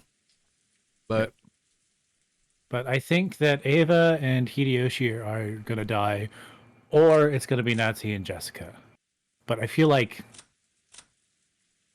because Ava and Hideyoshi did leave, that opens them up to be killed. Fair enough. Which, if they are killed, that brings up the question: who the fuck did it? Is it Kinzo? Mm-hmm. Is it a 19th person? We don't know. That would all depend again on like if your theory holds how they were killed then, because we hear that they are planning on locking themselves in their room. So how is their room lock set up? Is there other ways to get in, etc.? They're like, we don't know because we haven't seen the scenes yet, but there are other like ways we can react to the flags that are going to be upcoming. But so to pull up a point that has to pull up something that has been pointed out, the person who benefits the most from their deaths, the people who benefit the most from their deaths are Natsuhi and Jessica. Mm-hmm. The people who benefit the most from Natsuhi and Jessica's deaths are Ava and Hideyoshi. And George, for that matter. Yeah.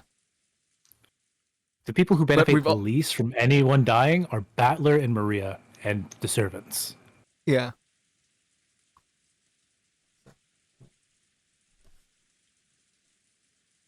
So, there's just a lot of stuff to work with, and we've not given you the full information yet. Because I will want to, like, after we're done with the episode, we have all the information they'll provide from us, go over and try to figure out what we can about the first deaths and stuff.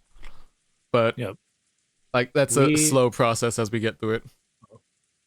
If Velvet isn't wanting to do it tomorrow, we should try to get a third person, because... Yeah.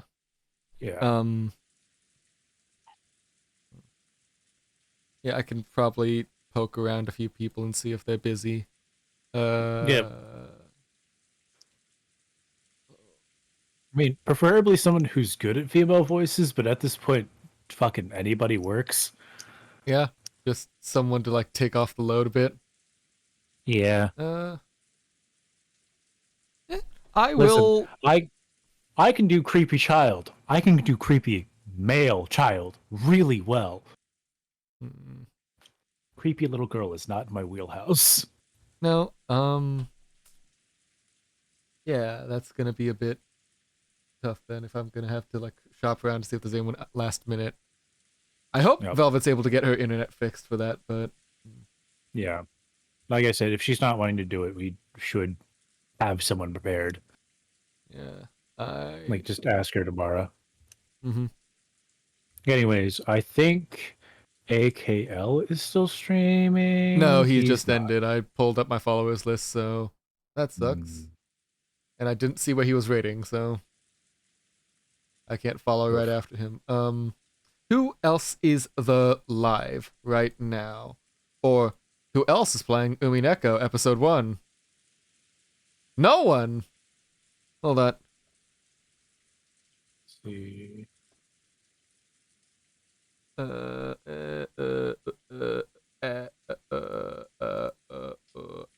No one live, no one live, no one live, not even an answer arc, so, but I wouldn't raid them either, because that would be a spoilers for both of us.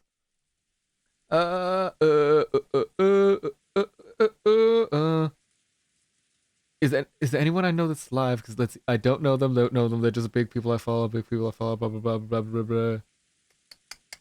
Yeah.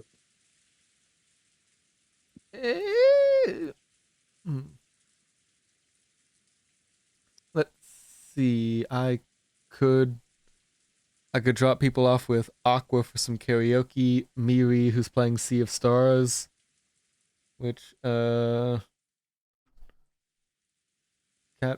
Brew is playing a Stellaris RP. What? Brew I don't know that. Not many people I know immediately that I would be happy to just raid and immediately hand off because I know them. You know anyone? You have anyone else that's live that you know? Or should I just all else fails, I'll just go for Miri, but doesn't seem like any of my friends are live. Yeah, so let's do